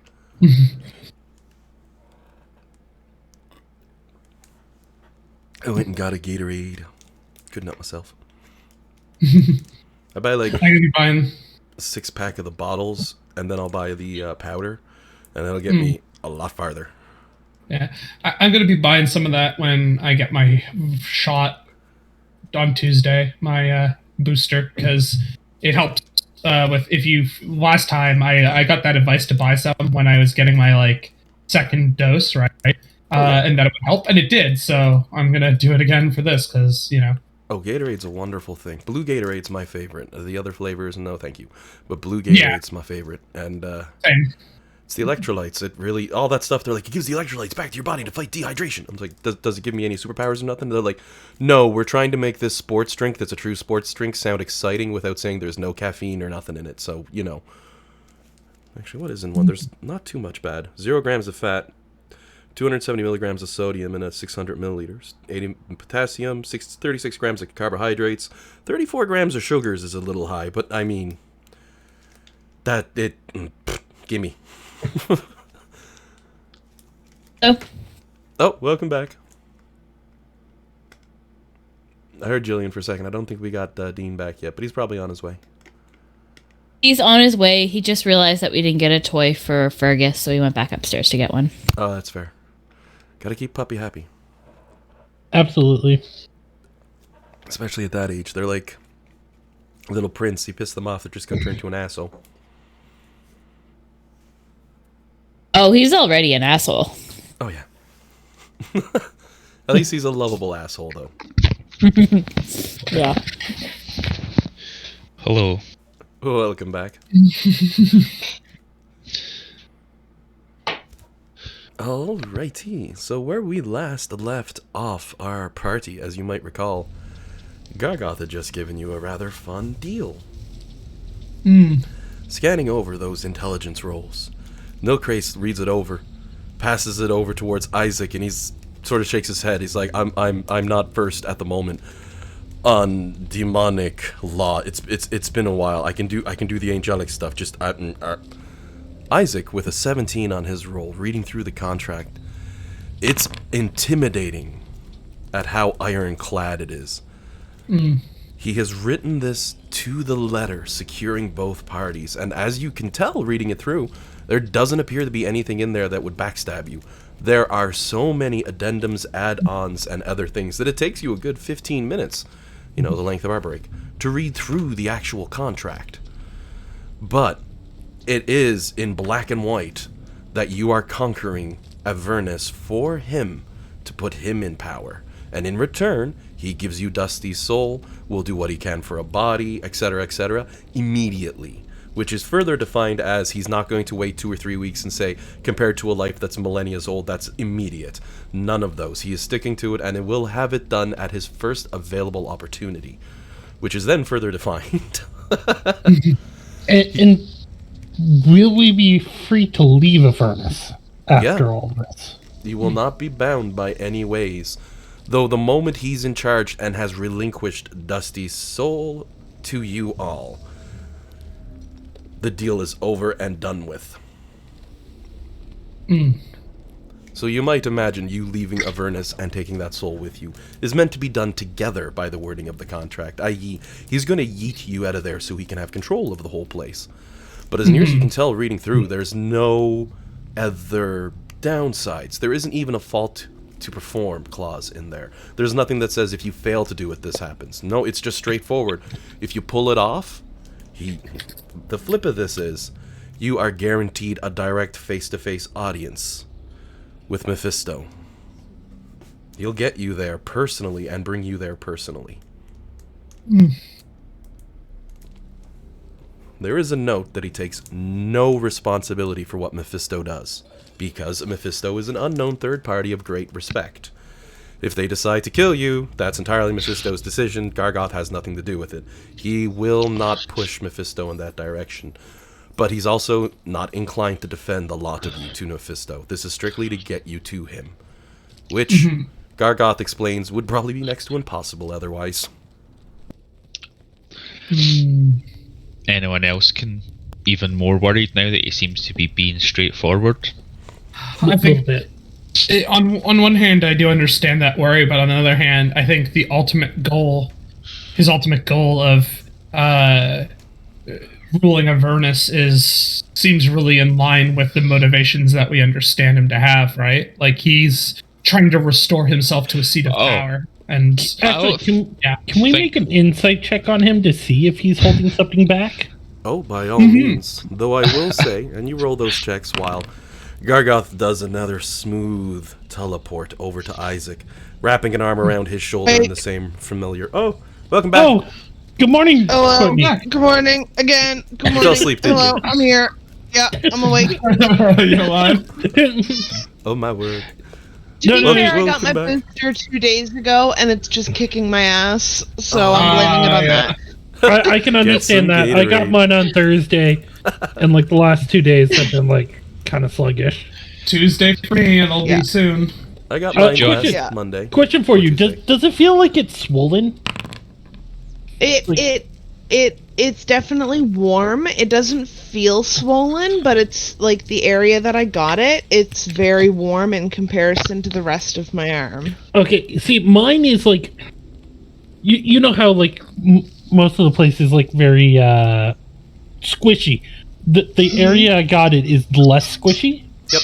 That makes sense. And It's a an little ins- tender. When I got Intramuscular. when I got my I think it was my second one, it swelled up like a golf ball. It was like there was a hard golf ball underneath my arm. And I like my sister, you know, she works in the hospital and she has a bunch of nurse friends and everything, and they said that that's super normal. So No, I I don't just think took that that is. as totally fine. John, I the don't reason why it's a little bit firmer in the spot where you got injected is because it's the microchip. It takes a while to get all the way in. Right, yes, of course. No my worries. apologies. Yeah, how That's silly of me. true. 10 points, That's Jillian. true. Jillian's on the game today. Oh, my word. So, let me give a quick summary of what went down in Fast Alan Speaky Voice for Bellamy's sake on that one, Courtney. So, you all had to park for the Thank night you. because you're flying on the way to the north towards a flaming hot circle of hell. And as your way there, Jade decides, I'm going to put up a giant fortress to protect all of us. A super awesome fortress that protects you all. Everyone goes to sleep, has a mystical, magical dream where some dude named Guy appears at a campfire, and he's like, hey, bro, you want to take some visions like Kieran's character used to have? Extends out a hand to the players, and all the players were like, hell yeah. And I said, Bellamy probably holds out a hand and says, hi, my name's Bellamy. But that's when we realized you were out. So Yep. there's that decision if you want your character to be in on Visions of the Past.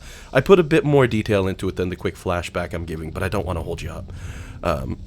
Then, when morning came around, the party continued on their way, flew up towards the north, where they found Mephisto's main lair, Mephistar. However, there's a gigantic sphere. It looks like a dome, but as Gargoth has confirmed, it goes underground. A gigantic sphere at least 100 foot wide of pure hellfire, and an anti-magic barrier built into it surrounding his base of operations. Given that Mephisto is considered the greatest wizard in the Nine Hells, it's no surprise that his home is so heavily defended. Gargoth has now offered the team the contract he's been writing, where it says, you'll conquer Avernus, and he'll be the one who gets to take charge. In return, he'll give you Dusty Soul. No questions asked. At that point, your dealings would be done, and in return, he'll give you a front row seat to meeting up with Mephisto, because as Gargoth says, as of right now, he's led you there. He's brought you to where he said he would. The deal you originally had with him is done. The paper deal that the players are now reading over, which itself is just a physical contract, and I will point out, for Kieran's sake, for Isaac, the one that you were given is in fact a duplicate for your records. Gargoth has pulled out one that you'd need to sign, but you're reading over the duplicate at the moment because he keeps the real one under lock and key. With your intelligence of 17, you were able to determine that there doesn't seem to be any hitches or any negatives in there. There doesn't seem to be anything either for a failure to perform. If your characters fail in their mission and just can't do it and just die, nothing negative happens. You're freed of it. Milkrates is using his insight and instead is going to use his flash of genius. Alex also did, so I'm going to give the flash to Alex. Alec pulls a plus 13 on his insight as he's rubbing his chin, finding it somewhat odd that Gargoth would make a deal so straightforward and so equal and even. Mind you, it's ironclad. There is no way out of that. And what is the intelligence modifier for Nilkrace for that one? It's going to pop it up Plus to what? 6. Ooh. 33? So that's a 33. Alec can tell, especially as Gargoth starts to monologue, that it is in fact intentional and truthful. He's not trying to deceive you all, as he smirks and says, "Who in the 9 hells would be insane enough? You've made it very clear that those who cross you..." And he brings his thumb across his throat once, making the traditional sound effect and everything, and then smiles. No. You would make much better acquaintances than enemies. I respect the sheer volume of power you've acquired. It is quite ecstatic to see in action. So, I have no reason to cross you, nor would I be so foolish.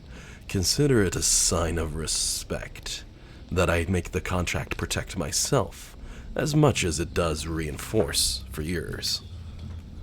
And with that 33, for once, Gargoth appears to be telling the truth, the whole truth, and nothing but the truth. You can tell with that 33, with that extra boost above 30, Gargoth also believes he's holding all the cards right now. He's pretty confident that he's got this.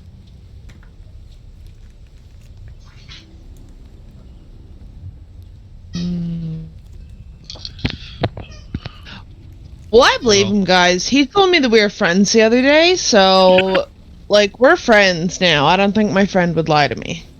Nilkrace will kind of look at Bellamy, because, like, they haven't had too much time together, and he's not going to say anything. He just kind of looks at her for a moment. Gargoth's going to point Fair. the finger towards Bellamy and smile. And she's insane. Anytime she wants to roam Avernus, I'll let her. That will be exciting to watch. The carnage and the insanity that will unfold. Certainly. But that's another matter for another day. Huh. Well, Thank you. for a deal in which we don't really have another way forward but to accept it, it's surprisingly on the level. Yeah. Like I mentioned, he gets what he's looking for out of all of this, and I mean he's getting it out of basically like he's getting rulership of a one of the layers of hell essentially like in exchange for like getting us into this like getting us past this barrier. It's a pretty good deal for him all in all. Gargoth holds up a hand, and you can see a dragon chessboard appearing on it, pieces starting to fall across it as he smiles. You can't play the game unless you're the king, he says as he drops a piece down on the board, in the king's position, on the black side of course, which has a striking resemblance to him, and his smile grows ever more wicked.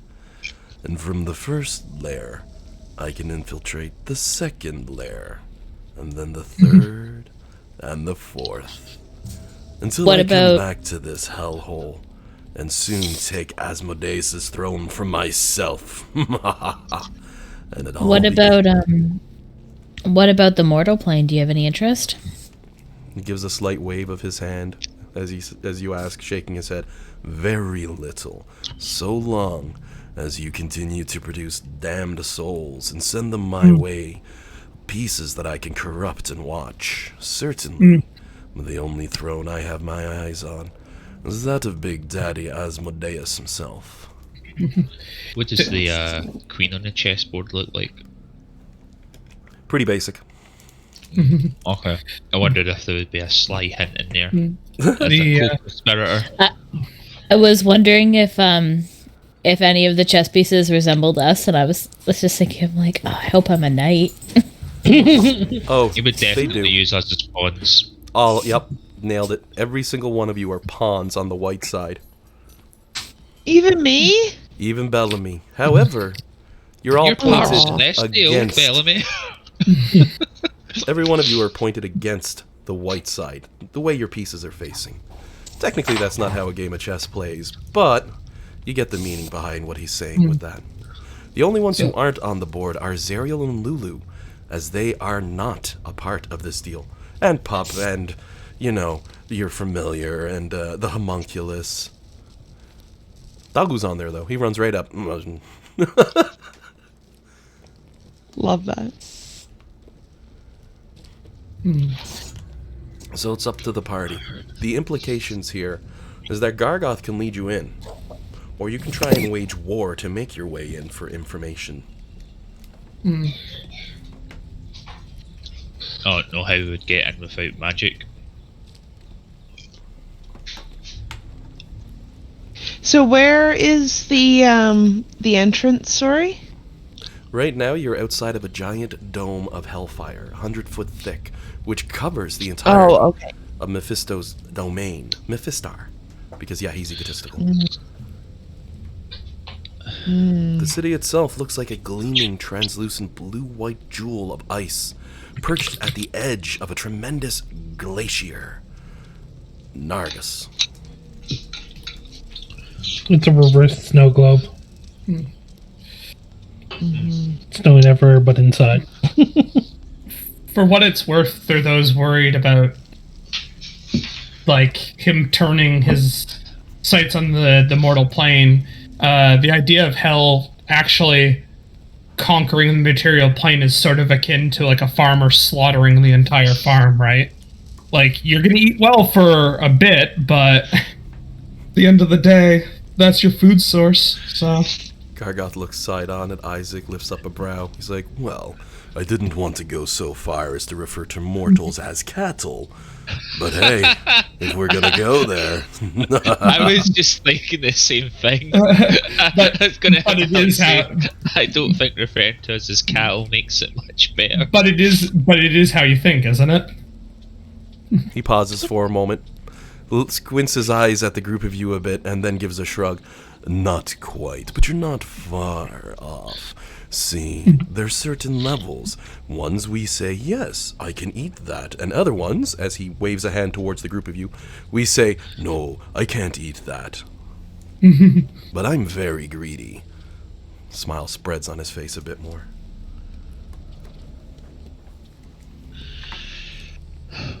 Alright.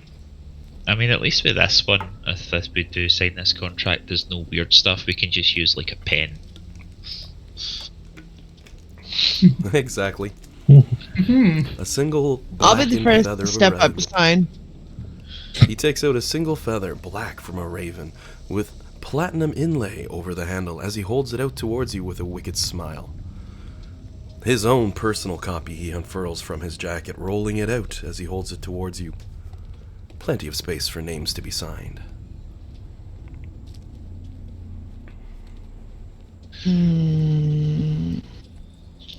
I don't know how I feel about using his pen, but okay. I'll sign it. He pauses, looks towards Lulu.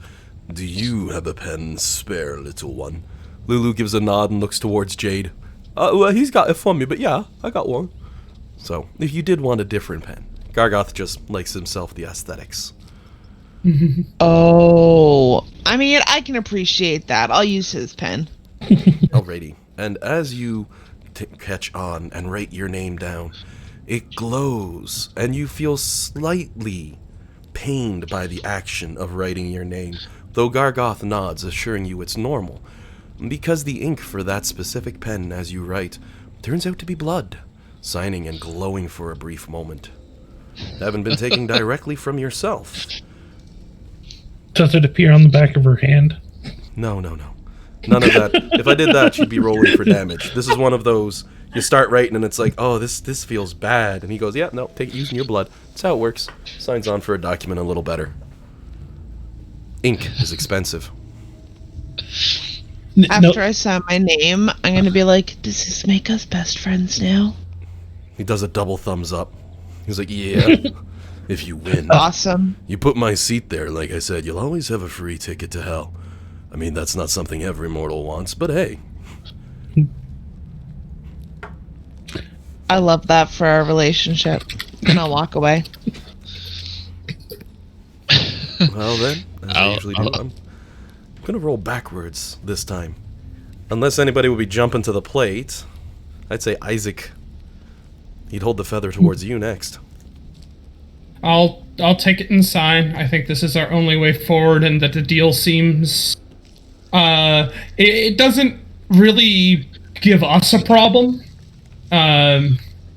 So it's kind of our only choice, I think, at this point.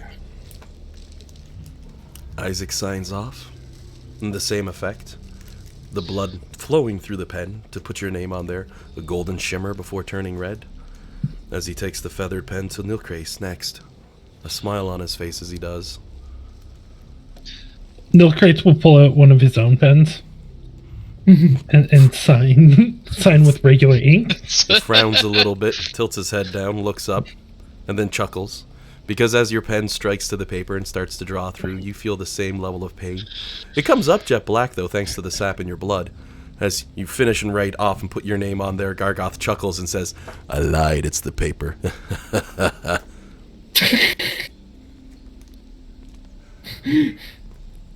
Nilkrace will just stare at him for a moment. He looks down and stares at the name as it appears, though, and tilts his head. That's strange, though. Warforged blood. A rather interesting thing, isn't it? Different sort of color. What about dragon blood? I was just gonna say to Alec quietly. I was gonna be like, "Does Nilkrace have blood?" I mean, Sap. it looks like it, but it's weird. I'll wait for next time he needs healed, and then I'll get some. He's going to hold the feather over next, and he smiles and says, Fulminoxus? Don't you dare use her full name. Well, she's got a sign. Yeah, you gotta earn it, man. Like, I'll sign it. You feel no pain. You sign that off, the blood shows up, it shines with a beautiful blue hue instead of gold like everyone else's. Your draconic blood burning into the page against the magics. I say you feel no pain because what's your health? Oh yeah, 251. You're like, oh, that wasn't so bad. It was like giving blood. No one likes doing that, but for Flux, it's ain't nothing. Rest of the party's like, hey, it's not fair. Why do we feel pain? And it's like, because Flux usually gets punched in the face a lot. This ain't nothing. She's got the pain threshold. Next up, he twirls the feather around and holds it out to Alec with a smile. I always find you druids so interesting in your restrictive view of the Warforged. Nature, in its beauty, managing to corrupt metal to a point that it grants it life, the greatest of all gifts. And you look at it like a curse. How very odd. Your turn. It's not a curse, it's just weird, man. Alec will pull out a very old, chewed pencil. Oh my word. That has a very faded symbol of Mistra on it. And he will use his left hand so that his writing looks like dog shit. And sign it with that. Just so that it looks messy. You still get that same effect, the slight pang of pain as you sign your own name, which shimmers with a gold hue for a moment before fading as well into the page. And of course at the end he'd offer the feather over to Jade.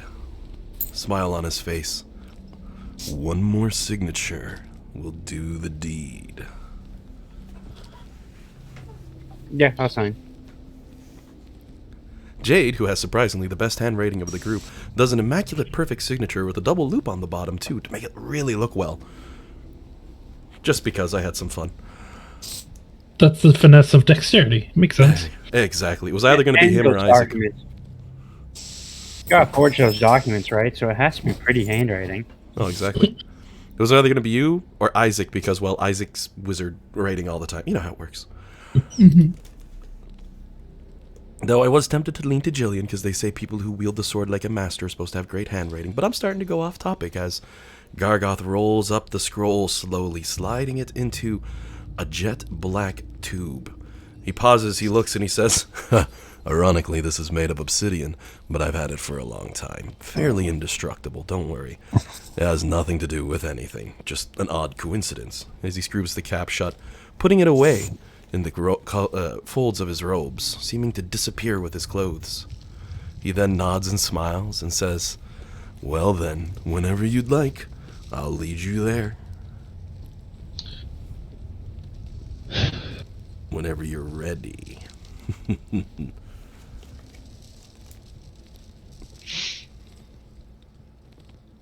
Well, no time like the present.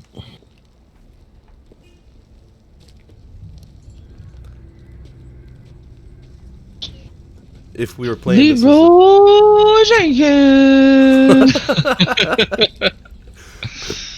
Door opens, Bellamy just jumps off the end running. Ooh, pardon me. just jump straight into the hellfire. No, there's a door, Ooh. Well then, this is that scene where it pops up, press X to continue and save your game. You must gather your party before venturing forth. Gargoth would walk to the front of your ship, look towards the fire, make a circle with one hand in midair, and then say, right here, brother, open the door, rather quietly, as you see a circle cut through the hellfire, maybe 50 feet across, big enough for your ship to glide through, carefully. He walks back, smiles, extends his hand forward and says, your path. By all means, take her in. Now, the Hellfire, is it like it is the space? I don't know how it works. Is it like a thin barrier, or Think is it snow a globe. full, like it's filled in? Think like a snow globe, except the wall is 100 foot thick and it's solid hellfire the whole way. He's opened up a tunnel going through that hellfire. The flip of that is, if that tunnel closed halfway through, you would most certainly be completely and utterly incinerated. But Gargoth's contract does promise safe passage.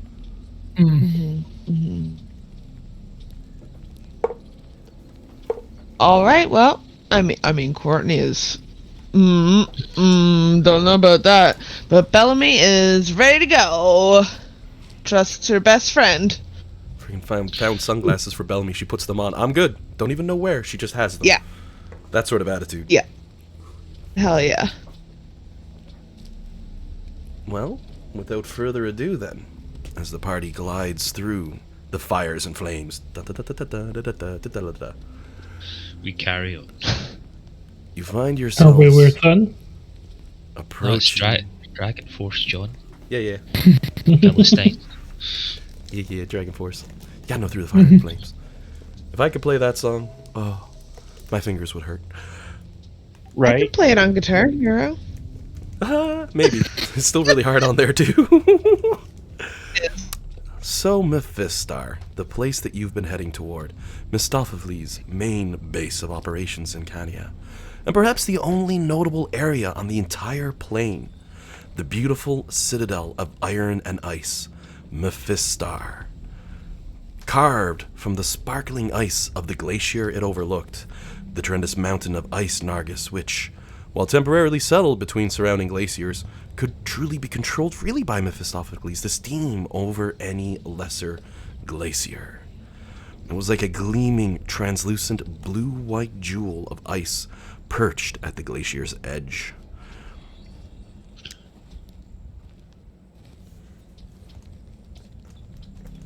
And you all might recognize this scene, as I've used it as a teaser, as a break scene many times in the campaign.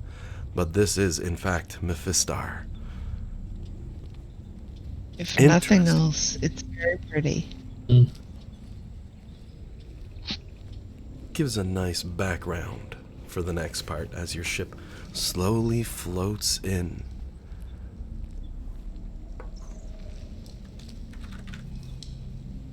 Now there is a city, as you can see down below, but it appears damaged, corrupted, and mostly empty, as Gargoth will confirm, is due to the remnants of experiments by Mephistar. His maddened mind twisted and warped, having created some of the most dangerous disasters of toxic nature.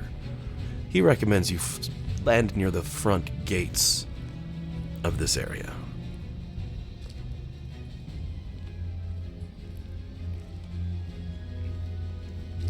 So we land just inside the once we're just past the Hellfire barrier? Yep. Okay. The other nice thing is the weather appears somewhat nice in this area. A little bit warmer than you were expecting. Beyond that, though, it seems almost dead, with nothing here. And a pair of gigantic double gates blocking entrance to the building itself.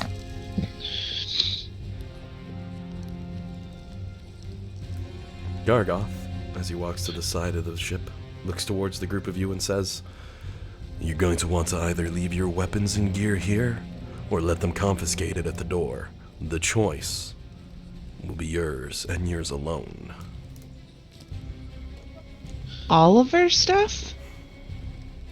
He pauses, looks back, points a thumb over his shoulder at the giant castle behind himself, impossibly huge in its design.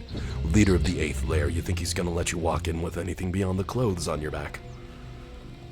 Surely it would not part an old man from his walking stick. Yeah, he really would, otherwise he's going to think you're Asmodeus in disguise. You'd part a young man too, as he points towards Kieran's character Isaac, because, well, you know, you've got your stick. You promised us an audience with him. Like, can we not request his presence down here?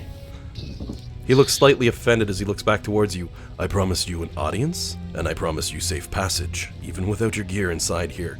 I can promise that you will get out these front gate doors again, without injury. So long unless as you he decides.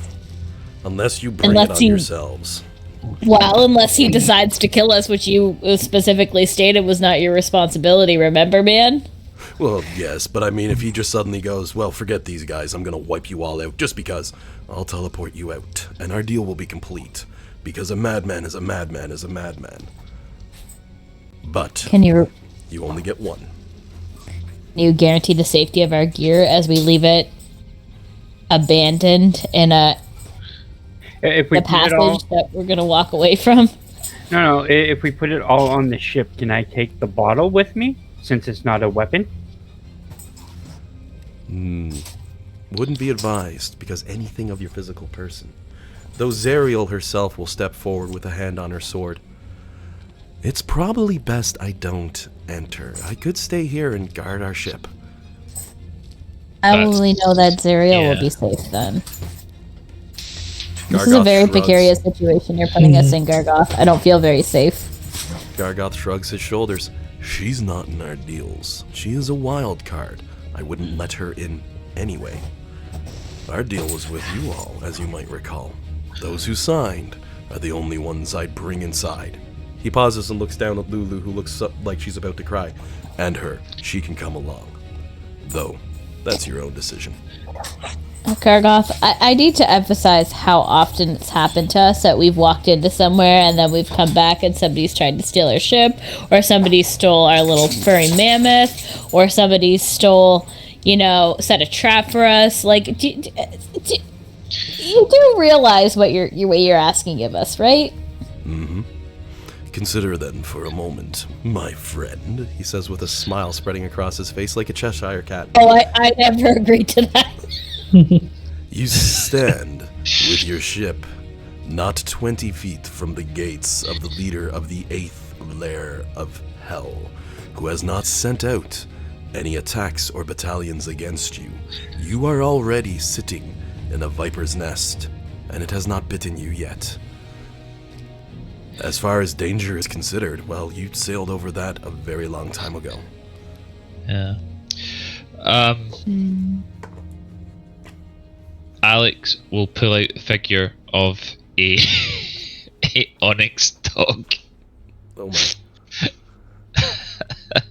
And Forgus. Pop will kind of look at it and look up at you. and Alec whispers something to the figurine that turns into a mastiff. And like, right, you help Zariel watch the ship, okay? Well, the mastiff can speak common. So he goes, no bother, big man.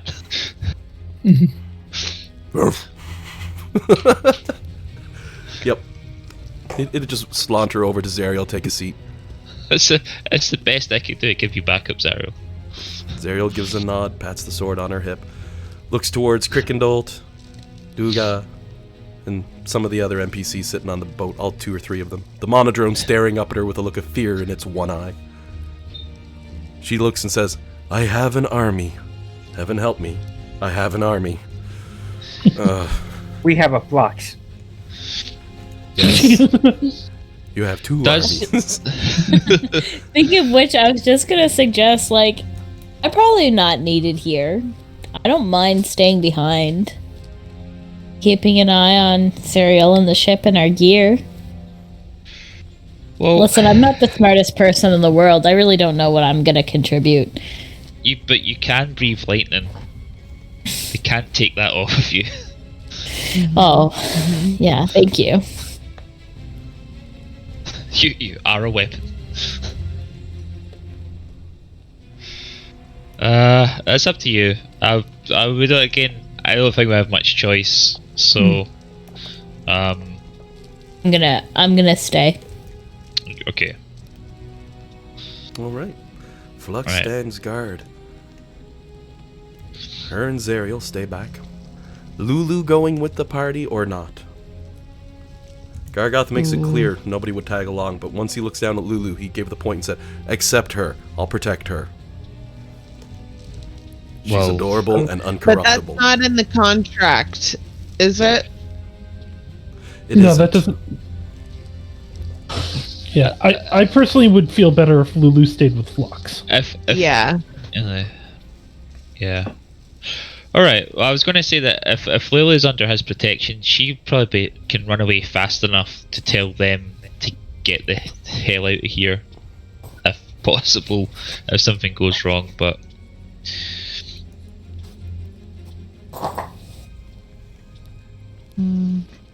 anyway, it doesn't matter. So it's the so Alec, Isaac, Jade, and Nilcrates are going. And right, okay, Yeah. all right. Alrighty then. Gargoth walks up towards the door with those of you in tow who are coming along. Makes it there, pauses, looks back towards the group of you. Usually we don't open the doors. We don't really need to. We can teleport. However, this calls for a special. As he brings up a hand, knocking 3 times, echoing out. The doors themselves shift and grind as layers of ice and debris break free and fall off them. The 2 massive plates sliding forward.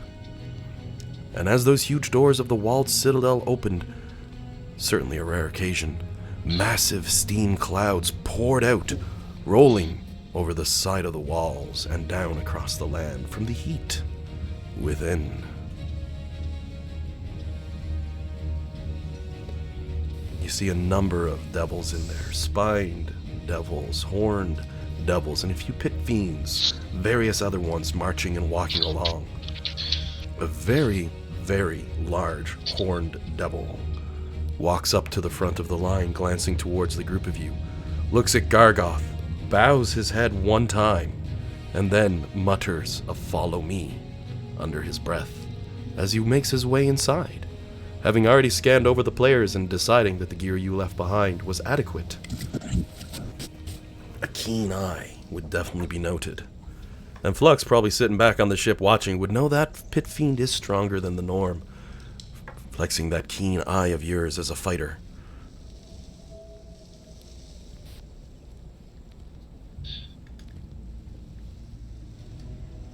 As for this beautiful, beautiful palace, warm on the inside, it goes so far as to have baths, bathhouses, gardens made of solid ice, and so much warmth from the crazed experiments he's done. Award of merit presented. Sorry, No worries. I found something on Facebook by accident. Oh, it We've is all been there.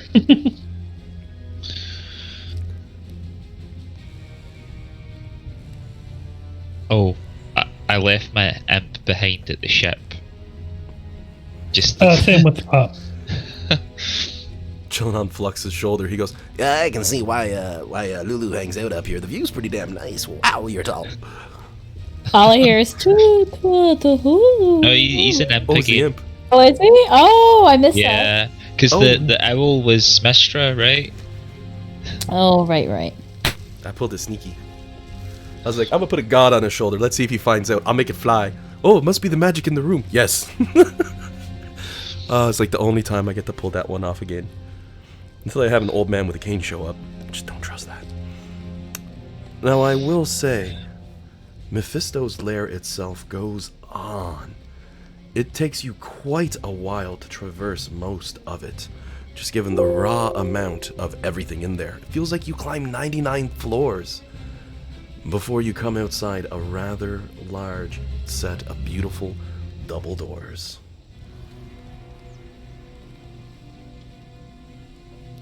As they slowly open up, you are greeted with a rather beautiful sight sitting on a throne at the end.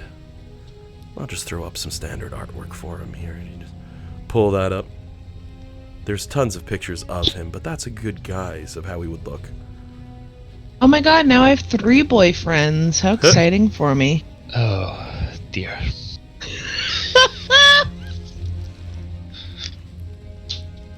I don't know what's happened in Bellamy's life. These toxic people seem like boyfriend material. She's got parent issues, okay? Clearly. If we want an actual canon reference for an image, that's Mephisto's appearance from Neverwinter Nights' Hordes of the Underdark. He growls from atop his throne as he looks up towards you all. Gargoth walks in. My brother, how have you been? And his head tilts to the side. How is it you have entered my realm, you audacious, treacherous, monstrous beast of a being? Gargoth pouts a little bit as he tilts his head. Brother, I was taken here against my will, trapped in a shield, ripped across the realms, and dropped off. Abandoned. I did not come here by my own personal choice. I was dragged here.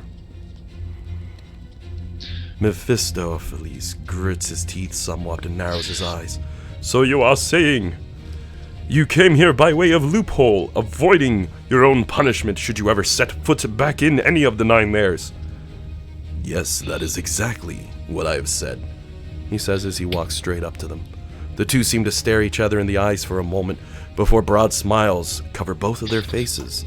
Hands come out and they grab each other by forearms. A firm, hard shake as the ground trembles somewhat as bad meets evil. It is wonderful to see you, my brother. Yes. Good to see that you are once again whole and not stuck in some audacious shield. And what have you brought for me, a snack? I sense mortals and souls and power, yet my army cannot strike, for you have requested it. Hi, I'm Bellamy. He looks towards you, looks back towards Gargoth. And that one, it just spoke at me! How dare it have the audacity! What just foolish mortals! Gargoth gives a wave of his hand. Brother, they have incredible strength, and incredible prowess, and you should be slightly cautious and look slightly closer, for you will see they have a debt to Asmodeus. Asmodeus! Asmodeus. This goes back and forth a couple times before Gargoth rubs his eyes. Okay, look, whatever. We'll agree to disagree. That's half the problem. Now. I heard you, Dean. What did you say, Dean? Oh, I muted my mic because it was for Jillian. Perfect. We were watching the hockey highlights from the league they play in Scotland. First, let's reiterate, dude. Is Scotland a nice place? No, it's not a nice place at all. The only thing Jillian picked out from the crowd was just somebody screaming, "Somebody hit someone!" Not like, nice save or whatever. No, somebody hit someone. It was really funny because all I've been hearing about is about how terrible Scotland is, and then all of a sudden I just hear somebody shout something and burst into laughter because it's just so blatant. Oh my word. Lesson learned, don't mess with Scottish people. But I think that's been true for most of history. It's not that we're particularly tough, but we're persistent. It's like someone's like, we're going to war. The other team's like, we hired some Scottish Highlanders who had free time and wanted to get some bounties. And the other side's like, we surrender. We're like a skelf. We just don't go away. Just dig in deep. Oh man. Anyway, so, Gargoth looks towards Mephistopheles as he smiles and says, these ones have made a deal with me, and to further that deal, I will require your assistance, brother. A deal? And what is the terms of this deal? Well, you know what, actually? He reaches in and he pulls out the scroll, takes it out, passes it over. It would be easier to just let you skim the document. And Mephistopheles proves his intellect as a true sourcing, magical, wizardy NPC. Able to flip through that contract in mere moments as he rubs his jaw and smiles and laughs moments later, putting it away and passing it back to Gargoth.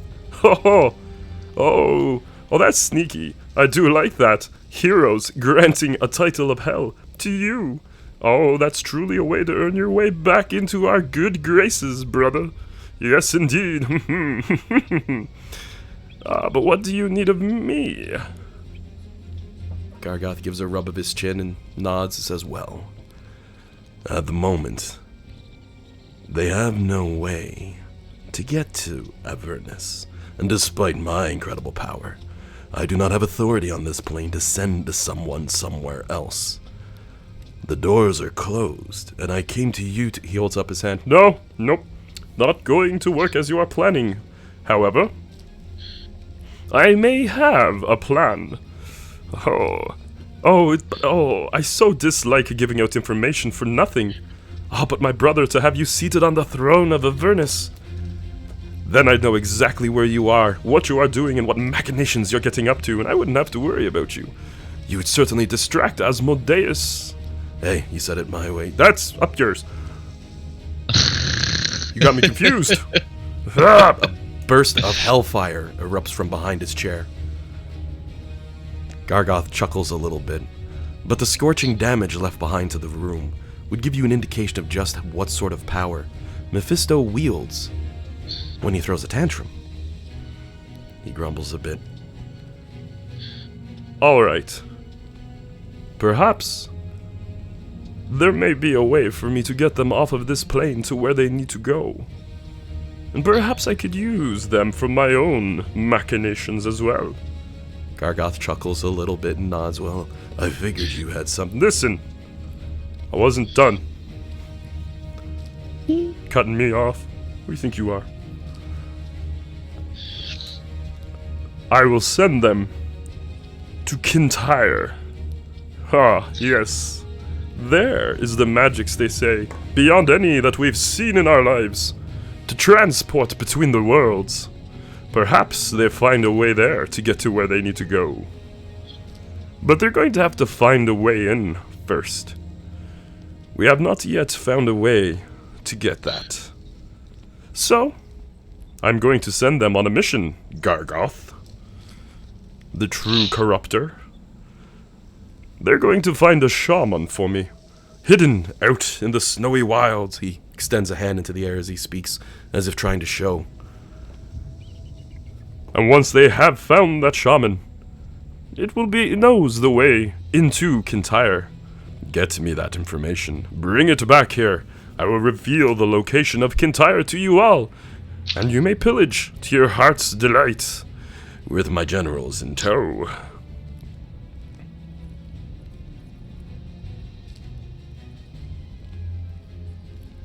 Kintyre, as any wizard would know, is a bastion, almost a rumor of a place, in fact. Hidden away in the 8th layer of hell, Kintyre.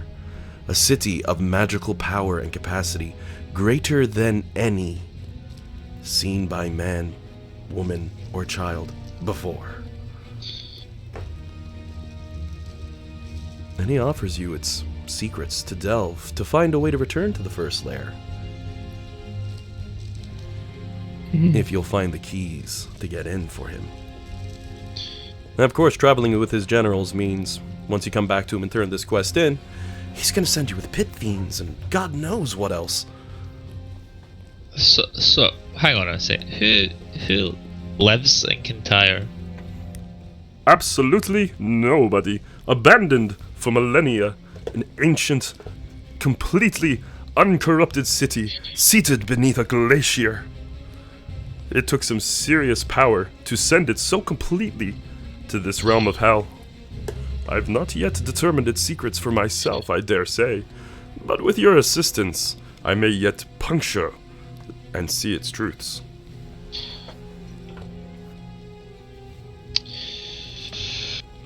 And you're sending your generals with us to the city, or to find this shaman? Oh no, just to the city. I doubt you'll survive the trek through my lands attempting to find this shaman. As far as I'm considered, that's probably the last time I'll be talking with any of you. But you did bring me my brother, who I can determine and have fun games with. Do you remember, Spike Dunks? Oh, you still got that vat of acid? Oh yeah, made it stronger. Oh, this will be fun. Is there like a password or something we can use to get in and out here? You got a big ball of fire. He just smiles. Oh, do not worry. I will know if you're out there. I saw you out there. And I saw Gargoth out there. And I knew he was making a deal. So I just waited. Next time you come, I'll gladly open the doors for you. Do not worry. It is under my total control. I am the master of all hellfire.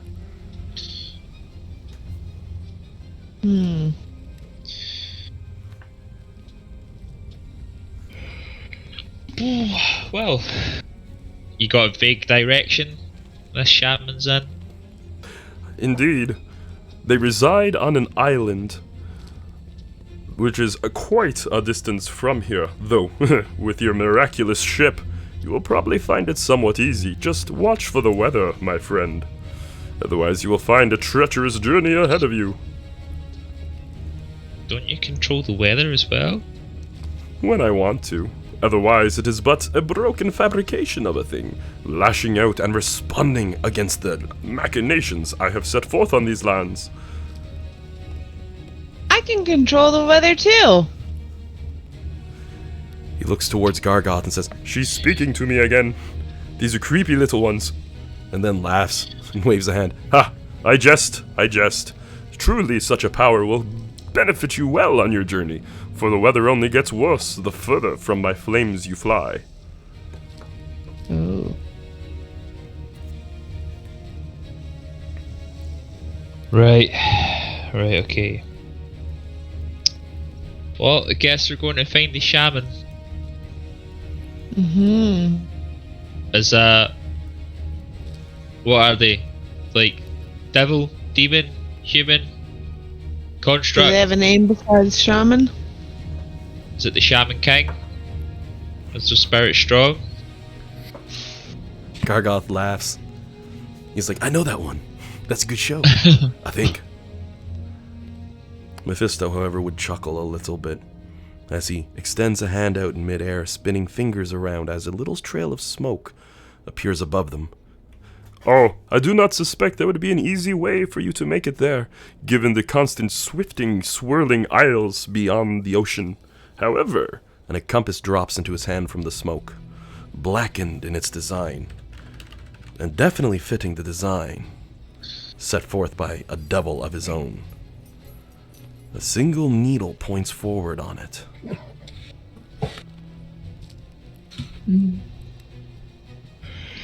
And seems to twist very slightly as time passes. As he clarifies, this compass will take you directly to that island.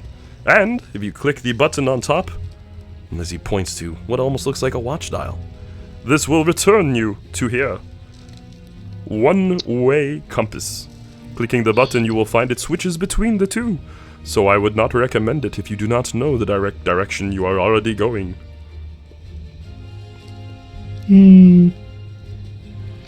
This realm belongs to me, all places within it and all things. I can take you there, or my magics will take you there very easily. But try not to die on the route. I would very much like to explore Kintyre. Would you say the compass looks like that? That's not a bad one, John. I like my funky one I put up. But you got like the black pearl thing going on there, and I don't want to get sued. Throw it up, be like suddenly Johnny I didn't Depp even notice appear you on put one up. Yeah, I got this shiny silvery thing. I was gonna go with a right evil looking one, but he's got power. He wants to make it look good. He has a reputation to keep as an asshole. Hey, that's my title today. He's not taking that from me. Alrighty, that's fair. It's like, Jade, you give me a roll. How good you gonna do? Rolls a 1 for the first time. It's like, son of a... That's me with the wide-eyed expression of happiness. Like, wow, they did it. I love the victories. And where you presently have your mouse at actually is perfect, Dan, for the Jade mouse on the screen. That's pretty much where you're all presently at, the top of his highest tower. Oh.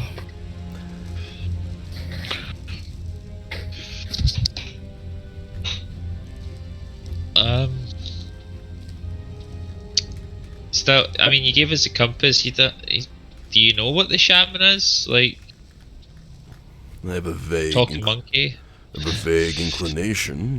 Garth speaks up, while Mephisto gives a shake of his head. I've never come eyes to eyes with them. I only know that they are there.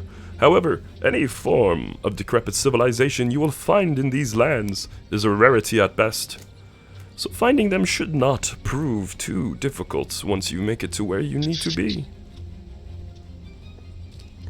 Okie dokie. Since, just side note to going through my head, since we went up 100 floors, I'm going to look around for someone with a black jacket, a black sword, and a blue sword.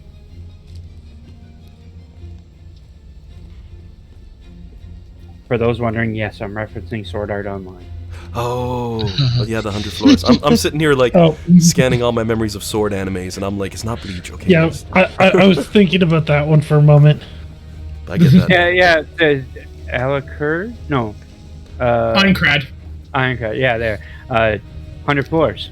Yeah. Yeah, although they only ever got to floor 75.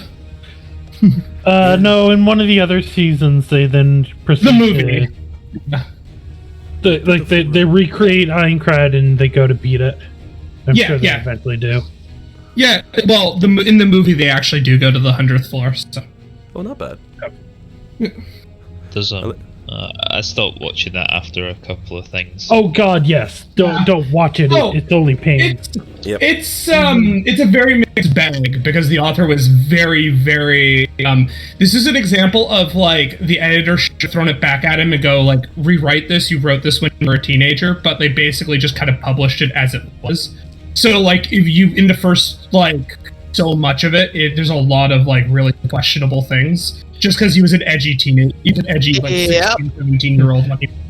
Actually, he said on the record he regrets like writing certain parts of it because he thinks that like those were, because again he was an edgy teenager when he wrote it. If you want to watch Sword Art Online, I just suggest the abridge. It is much better. I just agree with that because I think the abridge is funny, but also the last few episodes have kind of sucked because it's kind of getting to the point where it's becoming too self-referential now, and like the jokes are. I feel like the jokes aren't landing quite as good as they used to. Okay, you're implying that Sword Art Online didn't do that. Oh god. Did make self-referential jokes? I mean, like it didn't age well. To be fair. No. I would disagree. I would say that actually it does end up getting better again after a certain point. It just has like a dip, essentially, where it's like, okay, this part kind of sucks in the middle, and then it gets better again. So, like generally people consider the latest season to be better, and generally people consider the early part to be better. But like the stuff in the middle, people think is pretty mediocre to bad, depending on what part it is. So. Yeah. Anyways, we'll just leave it there. Yeah. This kind of discussion that literally never goes anywhere because, like, whenever there's a debate about anime, no one's going to agree on anything. So. I think we can all agree that DBZ is timeless and the king. I have spoken. This is the way. DBZ is a fun time. Apparently, they're going to make more soon. That's what they've been talking about. They're going to be returning to the super anime again. So I've been keeping up on the manga. It's up to chapter 15, I believe, now, that just came out last, and it's already like 2 bosses past Tournament of Power. It's a good time. Everybody's doing all sorts of crazy stuff. I wonder if the anime will adapt that or if it'll do a complete route, right? Like they're working on an OG movie right now, which didn't take place in the manga, but that's fine. So long as they have the officials on, I'm happy with it, because then it's official and canon, and not that Dragon Ball Heroes, because that's not canon, but it's fun. But I could go on and on and on, but it's like talking Final Fantasy. I'm going to drive someone crazy. Yeah.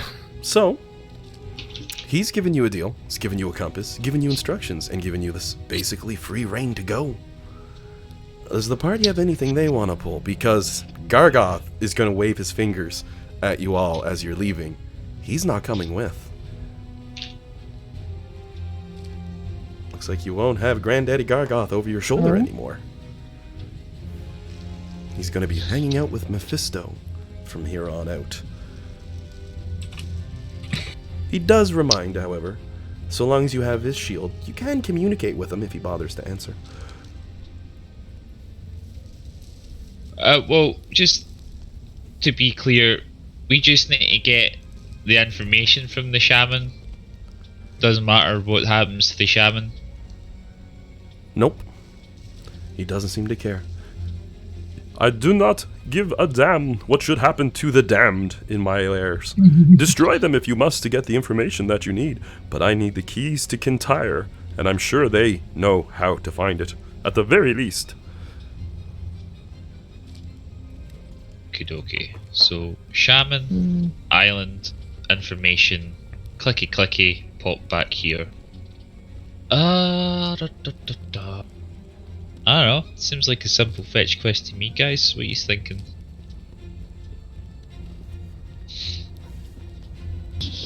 Yeah. I don't. I leave the thinking for you. Well, I mean, seems like a fatal flaw. I very rarely think things through. I don't know. You seem to be one of the wisest here. Yeah, well, like high wisdom, average intelligence. I just give the impression of being a lot smarter than I am. That's a lot of improvising and thinking on your feet here. Let's not discuss our secrets in front of the archdevils, though. You're looking at it, it's creepy. Like, ugh. As you were all discussing this, a pit fiend. Is there a strong family resemblance? Not too bad, but I mean, you think the term brother might be more respectable than anything else. I will say, There is a pit fiend now that has approached the ship out on the dock. It looks over the vessel one time, looks up, seems to scan, finally spots Flux and Zariel up there, gives them a thumbs up. This is a nice ride. Very pretty. Good job. Man, this is beautiful. And then he just keeps on walking.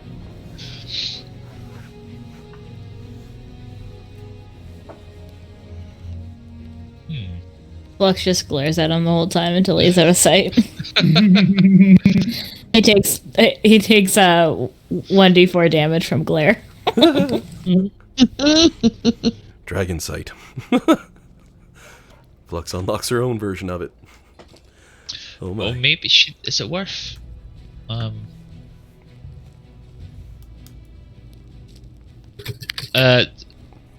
Mistopheles, do you have anything to do with all the like remnants of these schools and places that have been pulled in here? Like Blackrock seems to show up a lot. He gives a bit of a shrug and then slowly smiles. Just like oops, sorry, wrong voice. Aha, just like Kintyre. This tends to be a place where people tend to dump the unwanted from across their various multiverses. So you'll probably find tons of things in here. And no, I have absolutely nothing to do with most of them. Though I do lay claim to all of them. Am I clear? Should I desire and I show up somewhere and say, this is mine, you will respect that or find my wrath. But that is what it means to be tyrant of a realm. Gargoth looks up. Tyrant of a realm. I like that. That's good. He goes, aha, I thought you would, yeah, eh? I was thinking about that one for a little while. Wrote it down.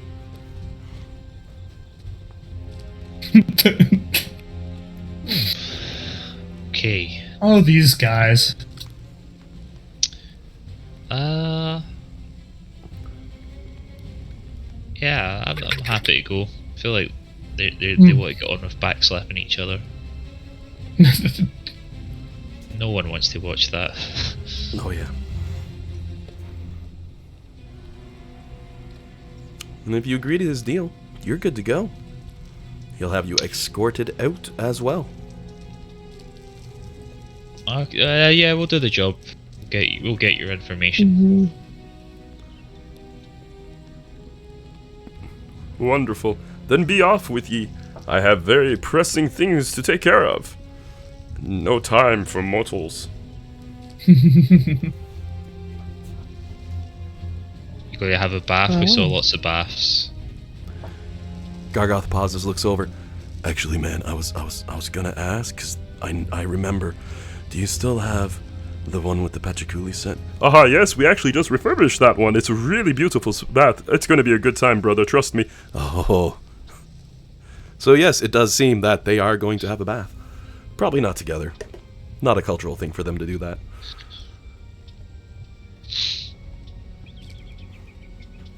So does that mean we have to delay our trip while Bellamy invades the bathrooms? Oh god. We get to the front door, she's just gone. Look, I don't need to do shit because I got scrying. Alright, so you're gonna spy on them at the bath. They definitely don't have like 1,000 countermeasures to scrying set up everywhere. It works anyways. Yeah, I'm they just know someone's watching them. Anime, it's like hiding behind a rock, like being super weird. Oh man, I'm just picturing the moment you start casting a scrying spell, just a pillar of hellfire just comes down upon you. Like, well, to be honest, if this was anime, this would be the bathhouse episode.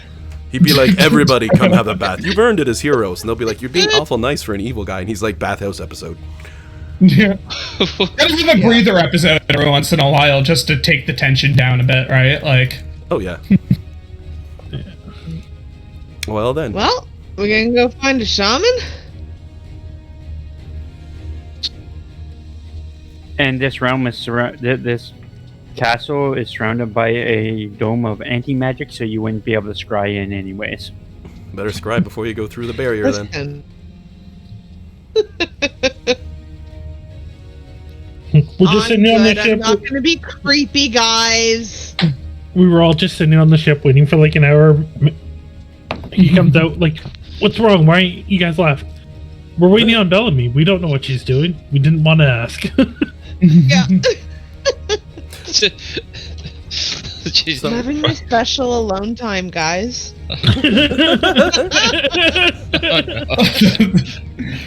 Runs out the castle clutching a stolen pair of underwear. Start the ship, start the ship, let's go, start the ship. Locate object. Well, if you don't have any crazy deals or offerings to make to him, he would be leading you, well, his team would be leading you out of the castle itself. So if you do have any crazy shenanigans you want to try, now's the time to roll them. I don't want to really make any more deals with these guys. we seem to have gotten away with stuff that's not all that binding. I don't want to push my luck. Mm.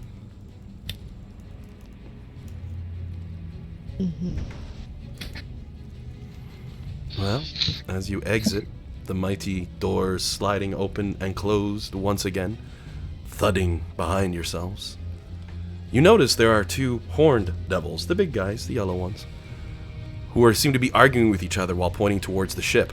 As they see you all leaving, one looks towards you and says, Hey, you guys, you at the boat. We just want to know, we don't want to get any closer because we think your friend will just take our heads off. But that thing, we got bets. That'll outrun a dragon, right? That's fast, right? Nope. Very slow. Oh, damn it. The other guy's like, I told you couldn't outrun a dragon. You owe me a soul coin. And the two of them just walk off. And they're like, oh man, but it looks like it can. That thing looks like it's fast. I put that thing in the top tier anyway. Like, that thing looks so cool. With Flux probably just standing there glaring at them. That guy's day.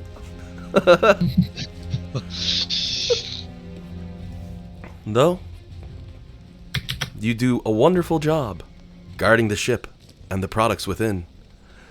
It seems nothing comes to pass. No troops come to stop you, and true to his word, he's left you with an oddly magical compass, pointing you directly at the next island you need to get to.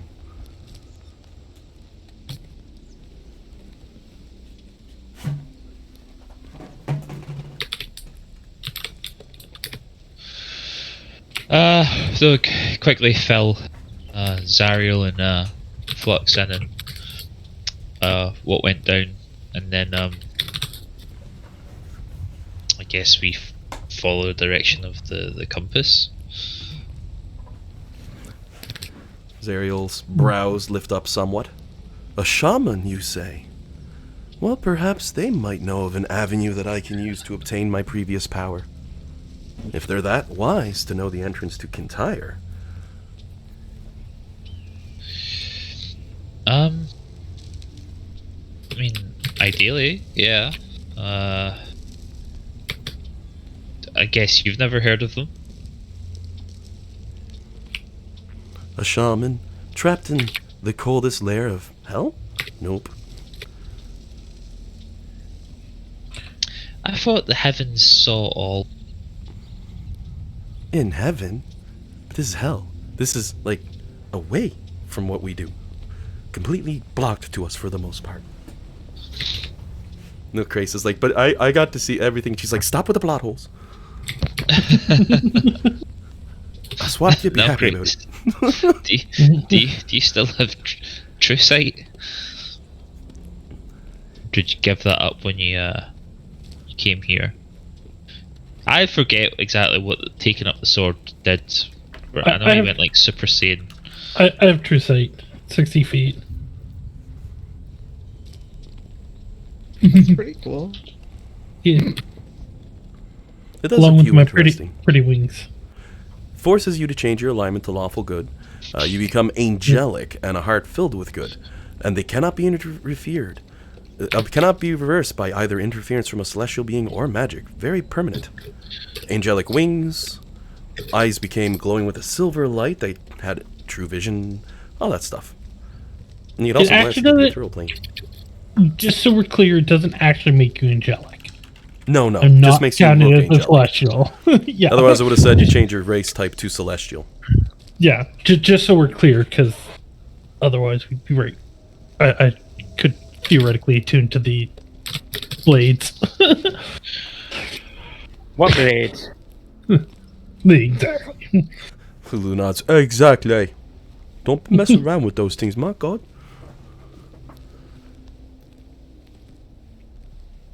So then, without further ado, unless the party had somewhere else to go, you're gonna take up the mantle, as you finally get to see what this giant citadel that I've been using the picture of for a year now was for. Yeah.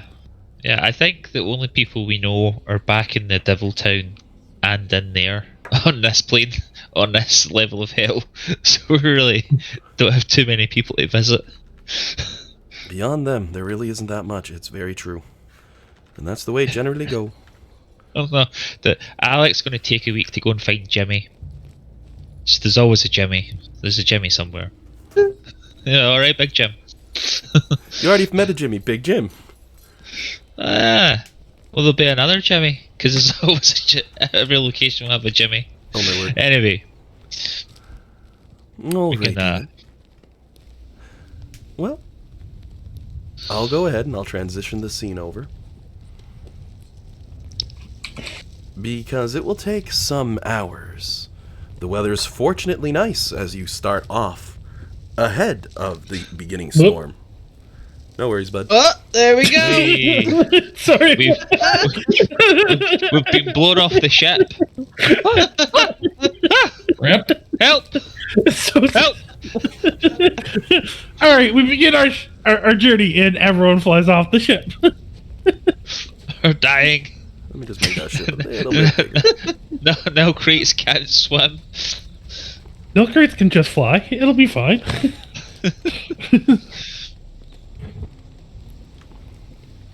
There we go.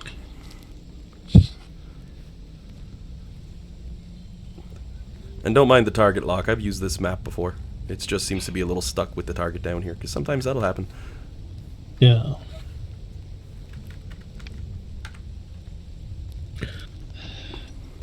Actually, let me see if entering combat stage and then removing it will do it.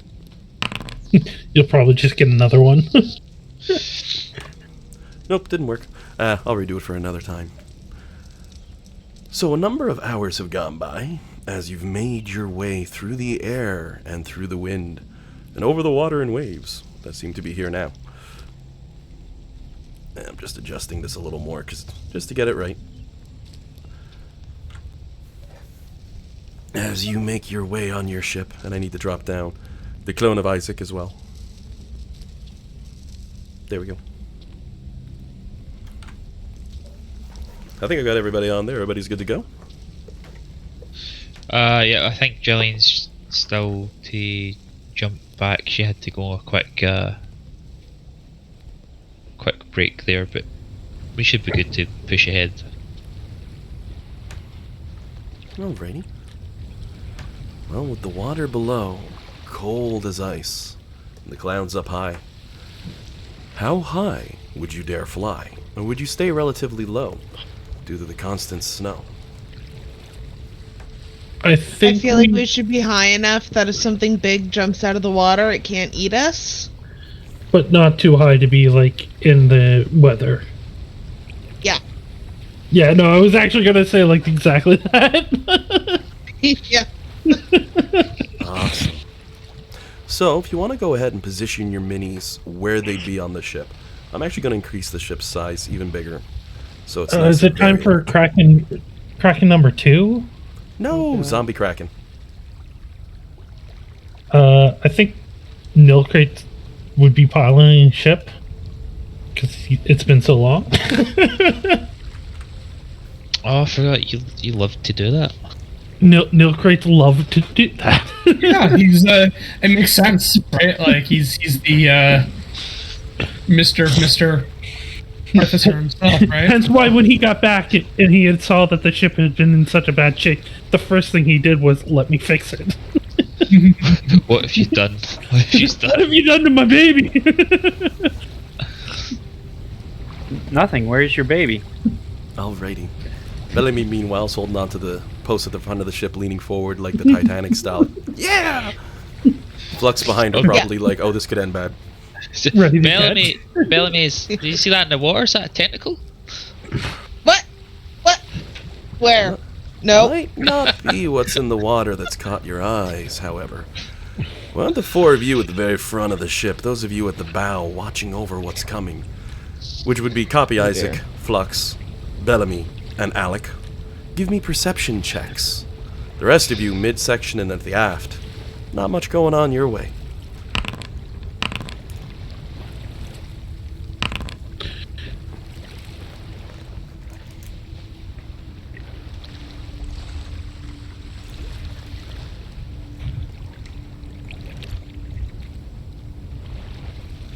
Oh, the token still says that other name. Let me fix that quickly.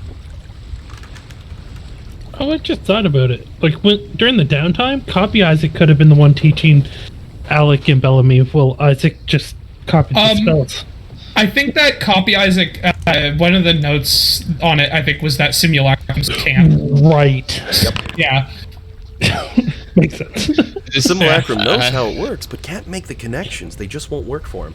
The magic will not respond to a copied soul, essentially. But couldn't I the just rolled simulacrum luck copy into because I the don't think spellbook? Jillian's back yet. Okie dokie. A simulacrum cannot cast that magical gimme spell. It's just for the core. Yeah, no, but what I was saying was, could not he have had the simulacrum copy the spells into the spellbook? I think so. It acts as a separate creature. Yeah, like, I'm curious how that works. Like, am I able to make my... Because, like... 8 hours a day at the max. Anything beyond that's just not feasible. But you can always do two things at once, as mentioned. The separate thing has to be functionally different. But at that point, it's the con save to get against exhaustion. Mm-hmm. Yeah, but I was just thinking, if the simulacrum was the one doing the copying, because it's the same handwriting and understanding, he wouldn't have to roll those con saves? Because he's not doing two? How does that work? Because when a creature makes a spellbook, another creature doesn't have access to it, but they're the same creature and it gets wonky. You're gonna give me a headache. That's kind of why. Like, I just thought about that randomly. Next time there's a warm day in Kanya and you have a chance to get another week's rest in. Sure. Until that happens, I'm not worrying about it. Oh my word. So you're all on the boat, having a good time. And with the perception check at the front of the boat's average being high enough, you all managed to prevent the team from having surprise on what comes. Because between the snow and between the clouds and the fog, something's flying straight at your ship. So everyone go ahead and roll initiative. Man, what a time to be back. Welcome back. I knew something was happening because Dean was very, very quiet. And if you know Dean, you know that's unusual.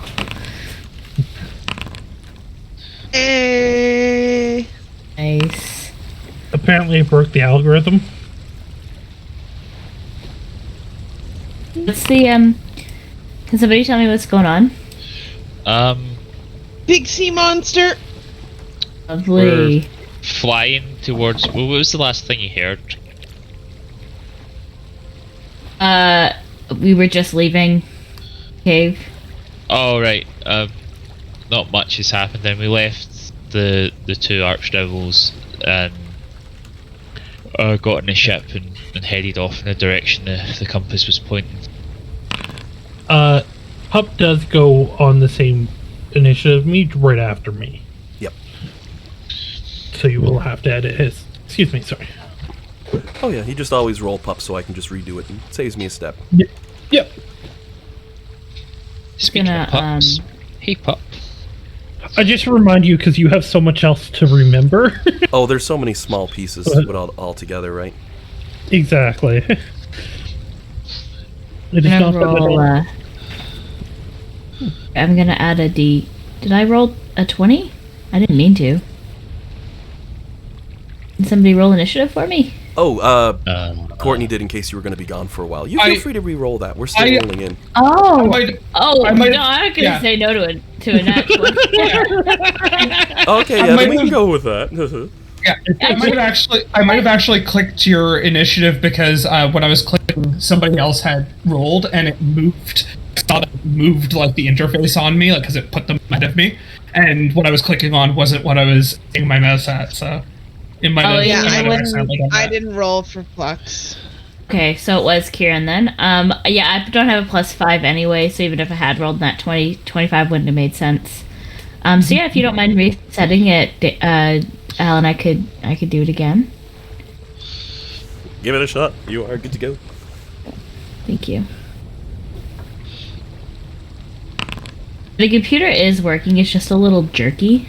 I was gonna use ambush for it before. I was gonna say that, but then I got distracted by how it rolled. Alrighty. And I need to pop one onto here, so give me a second there. Get me in the dice roll. Great. Oh no, we're fighting Alan? Oh, we're dead. I gotta update this one's initiative. There we are. Alrighty. From in between the clouds and the shadows in the night sky, or the day sky, or the afternoon sky, it's never easy to tell on a layer of hell, since it never truly changes.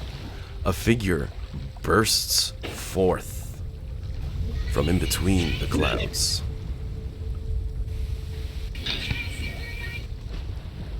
A beautiful, brilliant silver suit of armor covering its whole form, and a pair of metallic platinum wings stretching from its back. It charges directly at your ship, landing on the ground directly in front of Flaminoxus, ready to draw the blade. But first turn is for Isaac. Well, What is it? A beautiful, beautiful suit of silver armor. At first you'd almost consider this thing to be a soldier, with beautiful metallic wings of platinum upon its back. And at the incredibly close range that Flux is at, and Bellamy is at, as it brings up its arms, swinging down an incredible blade. Two things you'd notice right off. First and foremost, at a glance you can see underneath the sheet of armor on the one side that doesn't have a shield. Neither side has a shield, mind you. You can see underneath one side of armor that doesn't have armor, right under where the pit would be, cogs, gears, and wheels of a mechanical monstrosity of this arm, as it swings down upon you with the sword of Zerial. well, I'm going to. It has the sword of cereal? It has a sword of Zerial. Oh dear. And most I'm interestingly... gonna go pee. Okie dokie. Stressful, isn't it, Courtney? Now I know I did good. Oh yeah. Yeah, it is. The secret is she already peed a little I level bit. D&D, man. I need, I literally talked to my psychiatrist about it. Oh yeah. Oh, dear. So long as my games never get too stressful to be unenjoyable, let me know. But I do like putting a little bit of fear in there for They're- certain things. They're beautifully stressful. Wonderful. The best kind. It's like, you're gonna have to fight a Kraken thingy, and you're like, I don't like Kraken thingies, so I'm like, go kick its ass. And then you kicked its ass. That was the best. Yeah. Alright, Yes? for real though, I'm going pee. Oh yeah.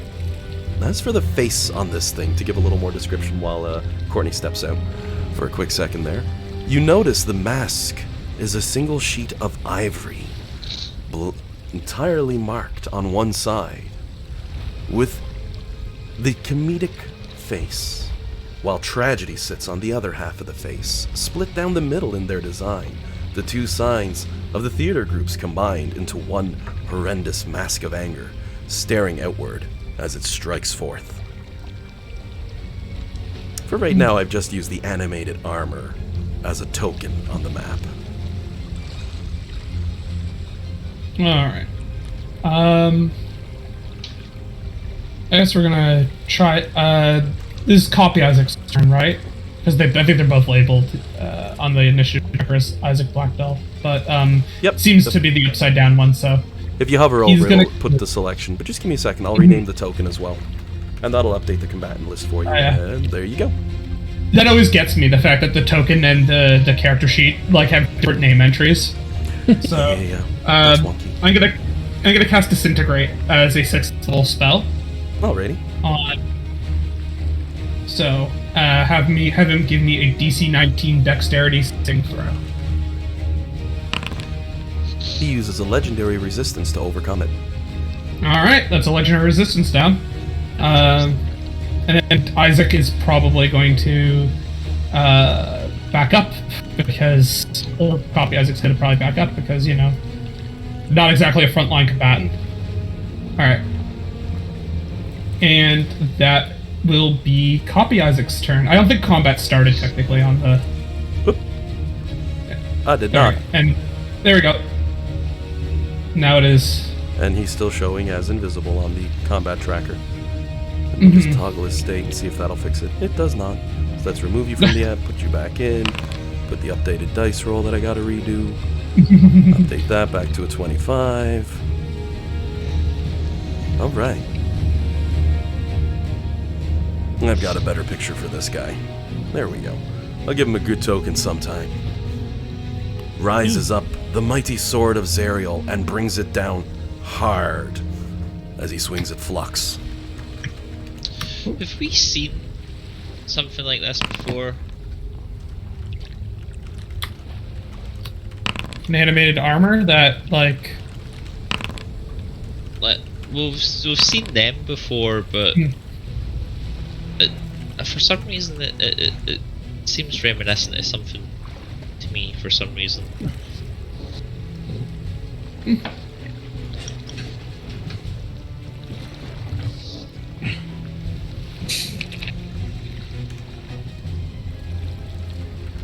Alrighty.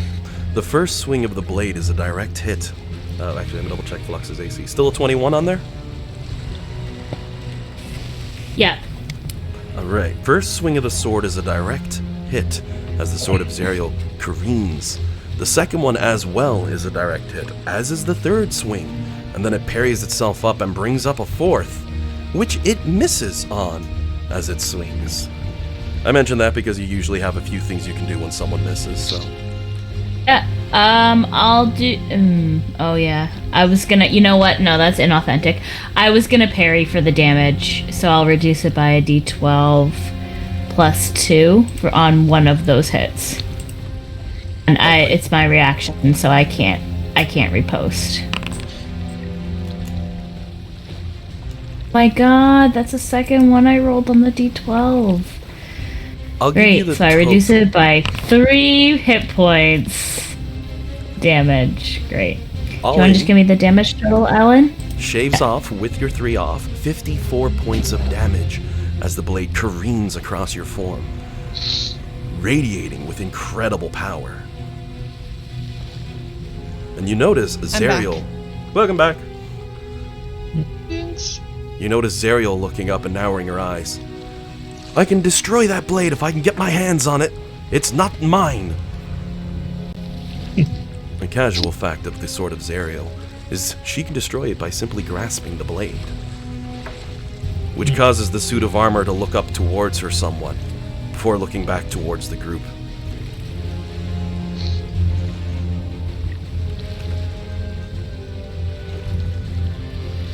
Has it spoken at all? Not at all.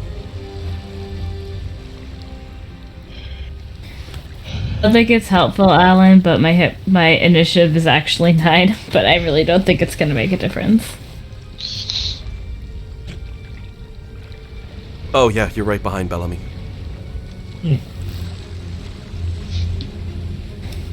Does that make it Nilkrate's turn, or doing something else on his turn? Oh, so sorry, I forgot to hit forward. It is Nilkrate's turn now. Okay, I have a question. If I cast Fly at level 4, I can target 2 creatures with a range of touch.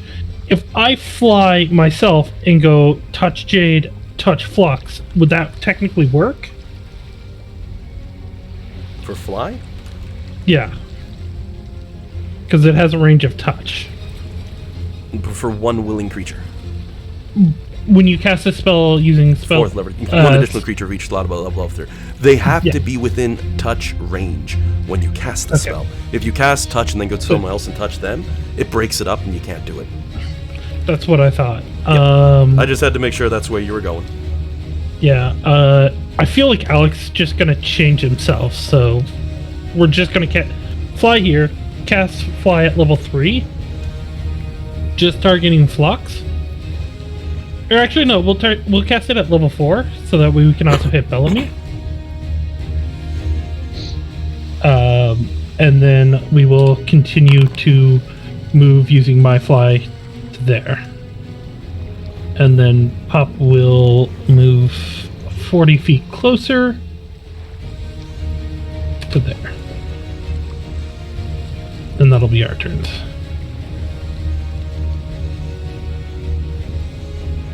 Jade's up.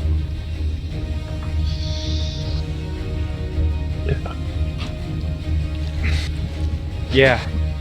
Thankfully, ring of free action. I can move right behind him.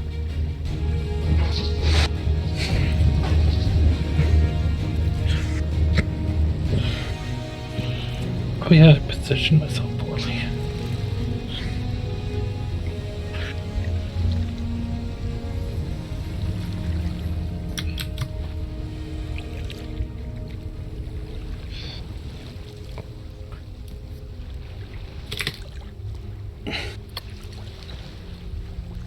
Alrighty, you charge in with Honeysickle as you strike towards the back of this silver beast.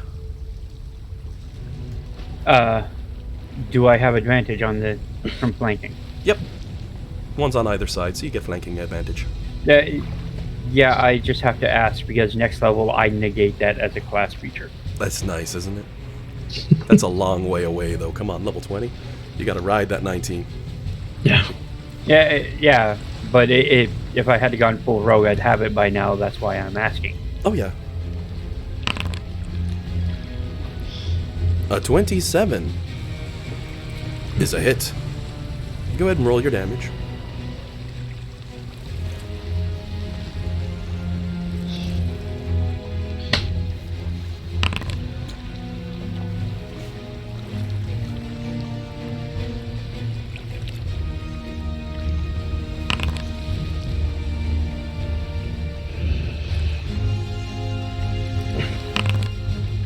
.43 points of damage total as Jade sledgehammers him in the back, pulling a slice against the silver armored beast.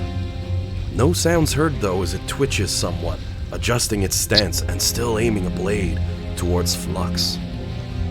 Anything else for Jade's turn? No. Alrighty. And at initiative point 11, I get to take another turn as class feature. Which one's that one? Just so I can read up on it for the small details. Thieves' Reflex. As long as you're not surprised, you can take 2 turns during the first round of combat. The second turn is taken at your initiative minus 10. Wow. That's actually pretty cool. Only during the first round of any combat, mind you. Yes. Free turn's a free turn. Oh yeah, free turn's a free turn. I just had to make sure it wasn't every round, and I had to check the sneaky rules on it, but no, they give you a straight up second action. That's very nice. So you'll go after Zariel right before Bellamy.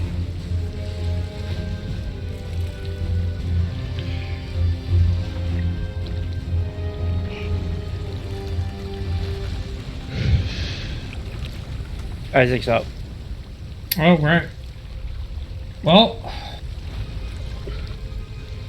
let's do that same thing again. I'm going to cast, as a 6th level spell, Disintegrate on him, but this time the DC is higher.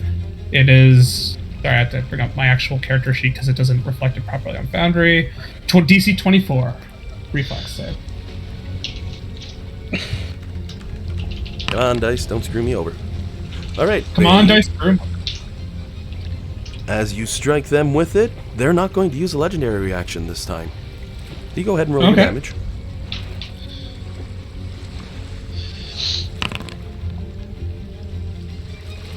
.71 points of force damage as the armor takes a slight step back from the recoil of the hit, leaving quite the dent in its chest. It slowly looks up, holds that blade still, and gets ready to strike Flux still. That is my turn.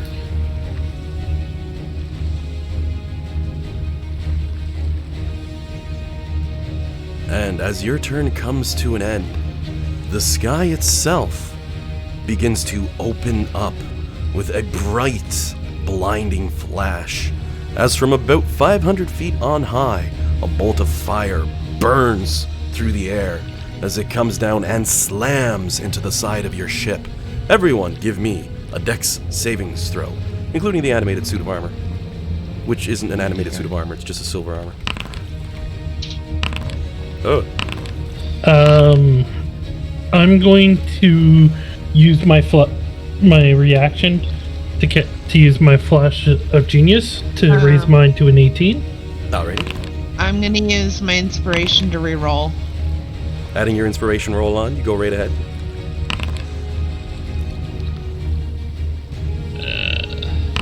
Yeah.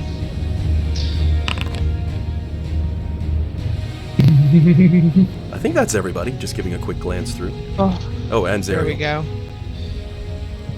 She gets a plus bloody 13. She's fine. I rolled a 17. Sure, I roll high for her saves, not my bad guy saves. No, not that it matters too much. Dean, do you have any way of handling, like, or improving your result right now? I can add a d6, but I don't really think that's going to do it. I'll have Isaac give you a let's see. I guess we will. I assume it's a failure on Dean's part, right? A 5? Oh yeah. Yeah, I'm allowed to. Yeah, so I will have, as a reaction to that failure, I'll have Copy Isaac use Chronal Shift to give him a reroll. Thank you. No problem. This is the, it's what we. I'm so glad. Technically better. Yes. Technically. Yeah.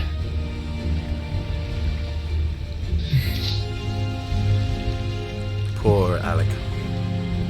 It's a no. With that, unfortunately, the process does knock Alec on his back, knocking him prone, as this bolt of flame and fire burns through the sky, and a look of absolute horror falls on Zariel's face. Fortunately, Lulu's below deck, so she doesn't have to see what happens. Because as the fires and flames finish, the creature that dropped onto the side of your ship is none other than Zariel, the Archduke of Avernus, who rises up in front of the lot of you and roars at Flumpnoxus as she brings up the mighty Mace Matatok. She screams, "You die here, monster!" and swings it. What? DM really wanted to use that stat block. Never got to use it last time. Oh wow, I got the exact same dice roll both times and they're astronomically high. Not that she doesn't swing astronomically high anyway, but just, you know.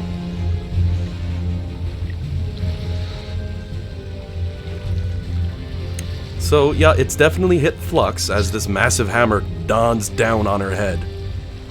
Actually, wait. Sorry, I just realized. They're within 5 feet of Pup.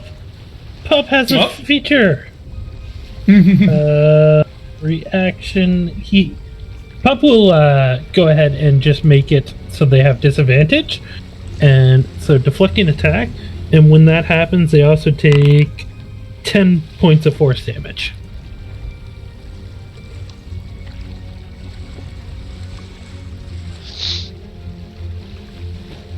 Free damage. Yeah. Alrighty. So that'll impose disadvantage on one of the rolls. Oh, actually. I imagine that 10 points has put Zariel on the ropes. I just need to actually check something real quick. She rolled higher. Oh no, okay. Alright, we're good. One attack roll. So, she still hits. As you know, I'm recording this shit, so I can't make it up when I'm rolling like a god. It finally happened. I feel so special. I got the good rolls today. Now let's roll up that damage. Let's see here. From the first hit of the hammer, I'm so happy for you. Flux takes 194 points of damage, and the second swing is 278. I mean, What? I am clearly lying through my teeth, but it almost feels like that. The first swing from that to Alan, Talal. don't joke about that. It's not even funny. It gives you a grand total, the first hit, of 51 points of damage. However, 10 points of that damage is cold. The other 21 is fire, and the remaining is 12. Because I believe your resistance to cold damage, so that would drop 5 Cold points. and fire. There. Yep, But so that can would you drop give- them both can off. Can you just give me a grand total? Because it's really hard for me to follow that math if I don't have a visual on it. That's fine. 27 points for the first hit, because I'm literally doing the Okay. math as I mention it. Yeah. And let me see here. 36 points for the second hit, which would have been a 71 otherwise. Okay. Oh, also, Bellamy, you went to the washroom during my turn. Just so you know, on Nilkrit's turn, he'd cast fly on both you and Flux, giving you both the 60 feet fly speed. Ooh, thanks. Yeah, Alec he assumes will be able to handle himself. From the floor, he says, "I'll be fine." And I'm just going... She's not showing on the combat order at all either. Give me a second. I'm just going to remove her and re-add her. Foundry's having a day. She had the initiative of 15. Hey, I got a 16. Close enough. Actually, that's what she was, because Zariel has a 15. Zariel has a 16, and Zariel has a 15. That's how it works. I mixed up Zariel and Zariel. Because as it comes over... I don't know how you could have. All right. They're so different. Zariel herself looks somewhat shocked as she just stares at herself and takes no action on this turn. Wah, wah. However, you notice that Zariel isn't looking at Zariel. Zariel is looking off away from the party suddenly, lifting her gaze beyond Flux. You see her curse somewhat under her breath. And at the end of Zariel's turn, Archduke Zariel is going to use one of her legendary actions to teleport 120 feet away. Ooh. I'm just gonna By pop the her. way, while they were within sight, I do have true vision. Do I see them as actual Zariel? Yep, 100%. That's Zariel. Oh, and sorry, I completely slipped. When she bombarded and landed, she teleported out the suit of armor. It's not on the initiative order anymore. It's gone. Her Oh, jumping so in cool. was switching it out. So one less Okay, thing. right. I'll be honest, I slipped on that. It completely passed. But, I mean, it was on her turn. And I was had to do some quick math with Jillian's character, because, oh, it's half all the damage? You're lucky. But it seems the Archduke of Avernus is running away. Bellamy's turn. Give me a perception check as you start your turn. Jade's turn. Okay. Oh, right, Jade's it's- turn, because he's got the 11. Thank you, Dan. I would have forgot. So Bellamy's turn in a moment. So I guess perception to see what it was looking at. Yep. But that's a freebie, mind you. If you have any action you wanted to do, by all means. You can see, coming from the east side of your ship, something very large in the shadows, ready to break through. Oh dear. Technically, you could try and jump your boat and try to fly away, or hold your ground. It's not far. You've got the choice between a chase or a battle. But I will say, with your 25, you see draconic wings spreading in the shadows.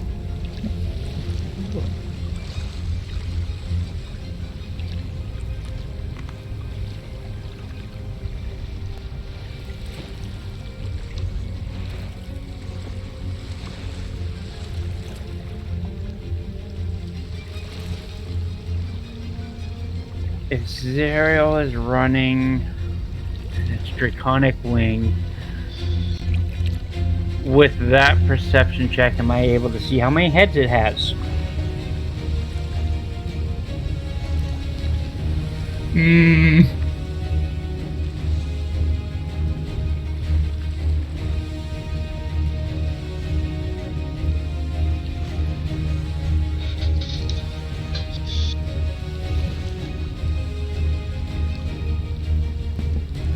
my god, I was on mute. I'm sorry. Just the one, as near as you can tell.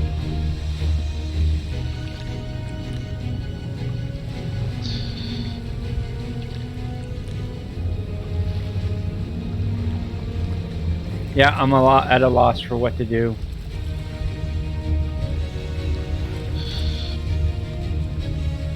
I'll move back onto the deck and... Yeah. Oh, sorry. There. Okay, yeah, that's my turn.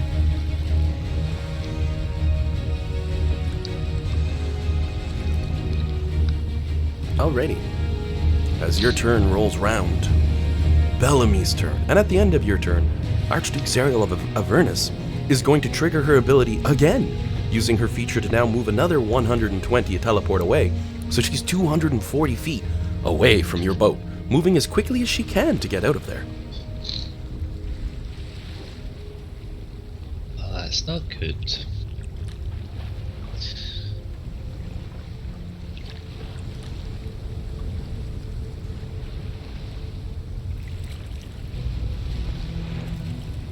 Is it my turn now? Yep. Oh, okay. Sorry. Sorry, I should have been more clear on that. Oh, that's okay. Oh boy. Okay, so do I see what's coming? You see the same that Jade has, where he's sort of pointed it out. What appears to be a draconic monster in the distance. Yeah. Yeah. Do I see what color it is? Not from here. Okay.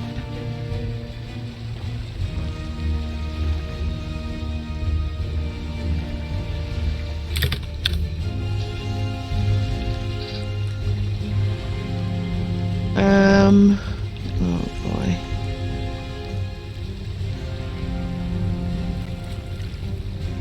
Is it only Flux who's taken damage? So far, Zariel popped in, smacked her a few times, and then is getting the hell out of there. Right. Right.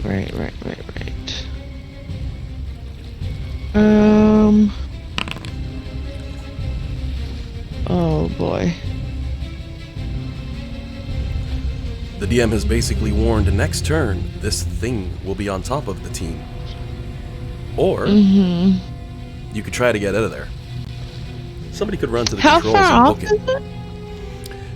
It looks like it's about to breach the thick clouds around you and jump on them at any moment. You would assume 60, 80 feet, give or take. Okay.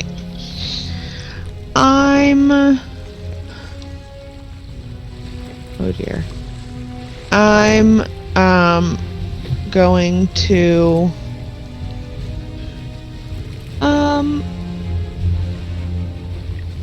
I'm gonna cast Hypnotic Pattern, I guess, right in front of it.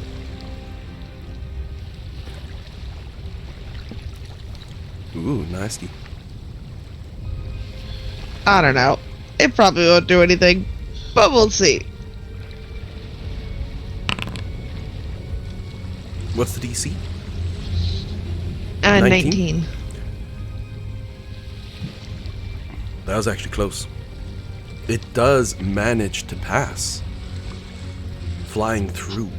However, you can tell by the delay, you're pretty sure it's not going to come around in the initiative order for a little while. Maybe right before your next turn is when it has one.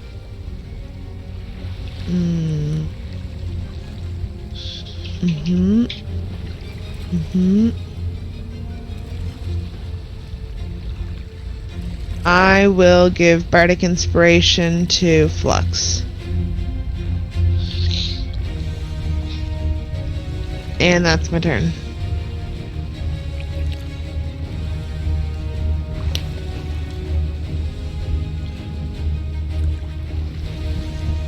Flux is up. The shadow of a monster lies 80 feet away from where you presently are, barreling in towards you all.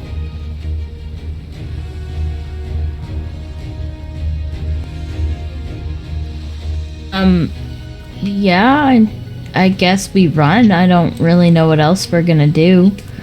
I'll, Fight a I dragon to or the- run from a dragon?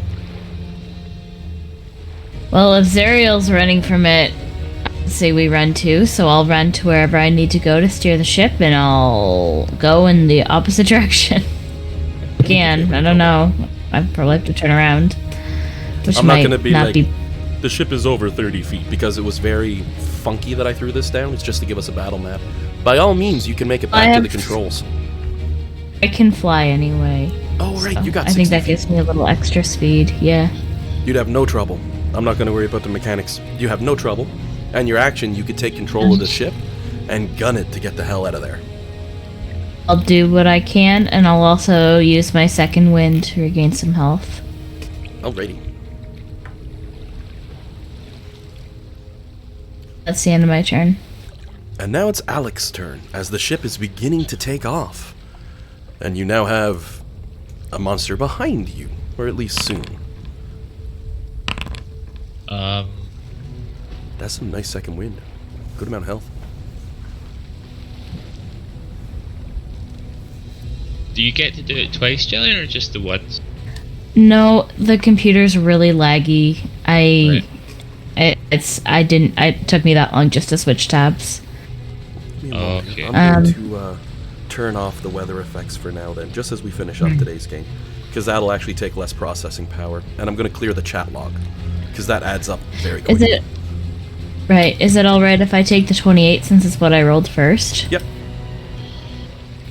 By all means.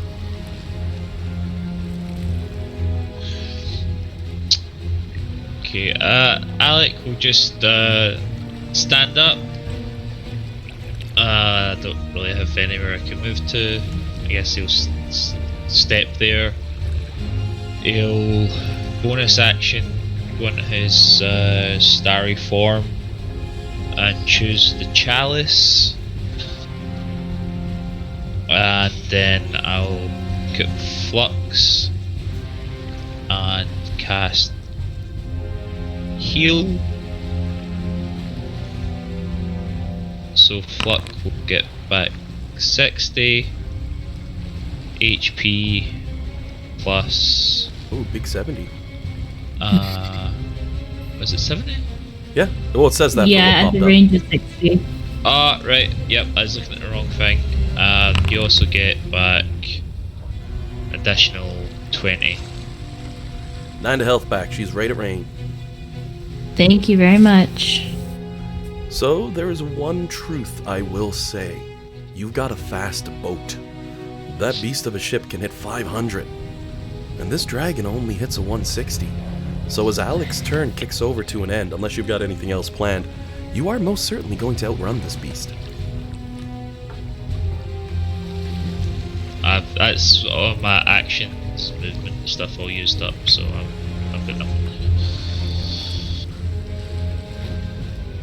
As you soar on, choosing instead to fly away from this fight, outpacing your enemy by a considerable speed. Once you break through a little bit further forward and it's on your wake, you can see behind you what has been chasing you. A dragon, but not like any you've ever seen. Its beautiful crystalline form shining against the snow, roaring as it unleashes breathe weapons into the clouds, chasing you like a true monstrosity in the night. But Nope. Don't like that. thanks to the quick actions of one party member who decided to jump on the wheel and get out of there, it does become little more than a memory after an hour. And then after another 4 hours, you would be long since gone and coming up on your next shore. But that's next week's game. Because at the end of this one, as you're all flying away and you have that moment where things calm down, and Zariel helps Alec up to his feet, she looks towards the party and says, You all saw her, right? She was real. I'm not hallucinating. I think Flux will testify to her being real more than anyone. Yeah, who was that? That was Zariel. Oh yeah, you've not met her. We missed an But isn't opportunity, this guys. Ariel? Could have grabbed one of her feathers. Burnt and... She gives a laugh and looks at Jade. Burnt and ashen as they are, I doubt they'd have the spark to reignite my power. And my friend, when I ruled over the first lair of hell, she says towards Bellamy, that is who I was. I mean, you rock a bald head, but girl, it ain't working for me. She snorts a bit of a laugh at that. I like you this way. Around this time, Lulu's gonna flop up from under deck, give a yawn, like, oh, what's going on? It got so noisy up here, pa-dang, on the ship, and next thing I know, you're all looking all panicky. Zariel gives Lulu a rub on the head. It was nothing, my friend. Don't worry about it. Can I do an insight check on our Zariel? Oh, yeah. I Very just want to good see call. if... I just, I'm just... Am I sketched? She's doing a great job holding it in, but she's spooked. She spooked real bad. Oh, okay. Okay. Just... Maybe it's a little twitch at the side of her mouth when she's holding a smile, or the way her eyes drift to the side a bit when she's talking. But whatever she just experienced has definitely shook her to her core. She seems clueless, however, as to what's actually going on. Okay. Well, I mean, we've saw different versions of ourselves pulled in from a different universe. Who's to say that That's true. they haven't done the same with you? I mean, it definitely seems like they did. Zariel gives her head a shake as she rubs her jaw. I don't know who would get me to follow them, but it wouldn't be their lot. I'd sooner die by my own hammer back then than follow those things. So I don't know what's going on here, Zariel says calmly. And why did they have my sword? Was it the redeemed? So it wasn't the blade of Avernus. It was like the reforged, sword that redeemed her. That silver mechanized monstrosity that they dropped in to distract us off the get-go wielded my blade with angelic strength and righteousness, chosen by it to swing, not corrupted, not twisted around. Why would I be working, or why would that me, or me who's not... Oh, this is confusing. She just rubs her eyes a little bit. Lulu passes her some tea. More questions and very few answers, it would seem, as I throw a few little kinks into the system.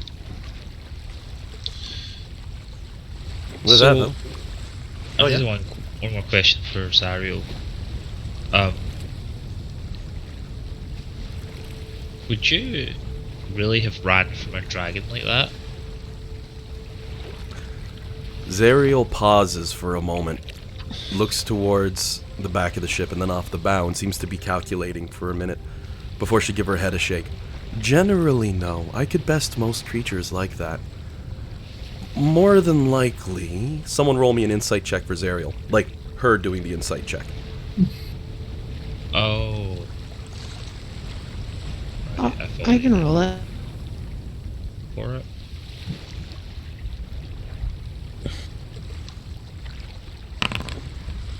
Ooh, aced it with a 28. What is that? That's almost damn near a 20, isn't that? A 19! Kicking some ass. Zariel gives her chin a rub as she tilts her head a bit. The only thing I could think is the old axiom that my enemy's enemy is my friend. If I was doing a raid, as they were doing on us, and a random third party showed up to a fight, yeah, I'd probably get out of there and leave the fighting to you two and then try to pick off the winner. But we didn't stick around to see who a winner was, so that would definitely throw a kink in my plans. I can only speak so much for a me that isn't me, however. But that's my assumption on this one. I think they were hoping the dragon would take us down and then they'd finish us off. Okay. That makes sense. So that means we've got two groups of people, or at least dragons coming after us. Great. This is gonna be a fun time. I'll get some use out of my sword after all. You have a weird idea of fun. Zariel smiles towards you and nods. Indeed I do, but I'm wired that way.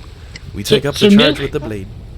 Nilcrates definitely wouldn't have any reaction to that. However, John looks at Bellamy like, really, you're gonna judge someone else's definition of fun? Yeah. Fair enough. Fair enough, my guy. Oh my. Well, I think that's a good place to let it go. As mentioned, we pick up next week as your ship lands on the shoreline. The time I've got the game set to is actually accurate. I'm just going to end combat here, because I did skip forward time a few times there, to bring it up to the present hour and minutes as you land, the 13th of Nighthall. Descriptions of this island, what it looks like, what you got to deal with, what you're going to have to go and find? Well, you'll find out more next week. Well, we have been able to take a short rest. Oh, in definitely. the time. Okay, perfect, because that means that I will regain my stuff. I will say, to make things easy, that you would have finished a long rest, because I kicked it forward about 6 hours there for the remainder of the trip. So you certainly have time for a long rest. That'll also sort of staple where a day ends as your journey starts next time. Okay. Not that I think it makes much difference between short and long for most players. I guess the way it spell goes. back. Oh, exactly. But So I get my Flashes of Genius back. That makes it appear to make a difference. Oh, and Copy Isaac gets his Chronal Shift back, because he does get the features back, he just doesn't get the spells back. Yep. Burn through your abilities and then they gone. So, before we cut for the week, any questions, anyone? So many, So but no. Yeah. Oh my. It's, I think you like to leave us walking away with just slightly more questions and answers. Yep, I love it. You know, because I will say, now that I've done it, I did put one of the spoilers back in December that I gave out, said that you'd be fighting Zariel again. Probably weren't expecting it like this. Nope. Especially the way that, I won't lie, like the way Zariel's been acting lately, something has seemed off for me. So, like, really didn't expect it like this. Zariel's been acting off mostly because it's weird down here, and this just added to it. She's all confuddled now. She's like, "Will you please find my feather and make me feel better?" Alrighty, everyone. Well then, I'll call it a week at this point, and we'll kick back in next week for more adventures in hell. As you start on some of the last chapters, seeking the legendary city of Kintyre, which has been a D&D thing for a very long time. How is that spelled? Kintyre. Alright, okay. That's how I spelt it instinctively. Alright. Kintyre. Good game, guys. Yeah. Yeah, Thanks great. again. Thank It's you. also weird Yeah. that it's in D&D because it is just a place in Scotland. Oh, cool. I love it when they It's- use real names it's for cool just a things. place. And there's a famous song as well called The Mull of Kintyre. So I was like, I wonder if it's spelt different, but no, it's spelt the same. Actually, I'll leave you all on the funniest thing I've read in the lore and in the book so far. I was reading through The Wild and the Witchlight, and they named one of the clowns that works inside of the area, who's retired and just looks cranky and doesn't talk much and blows bubbles out of a pipe, Thaco. Yeah.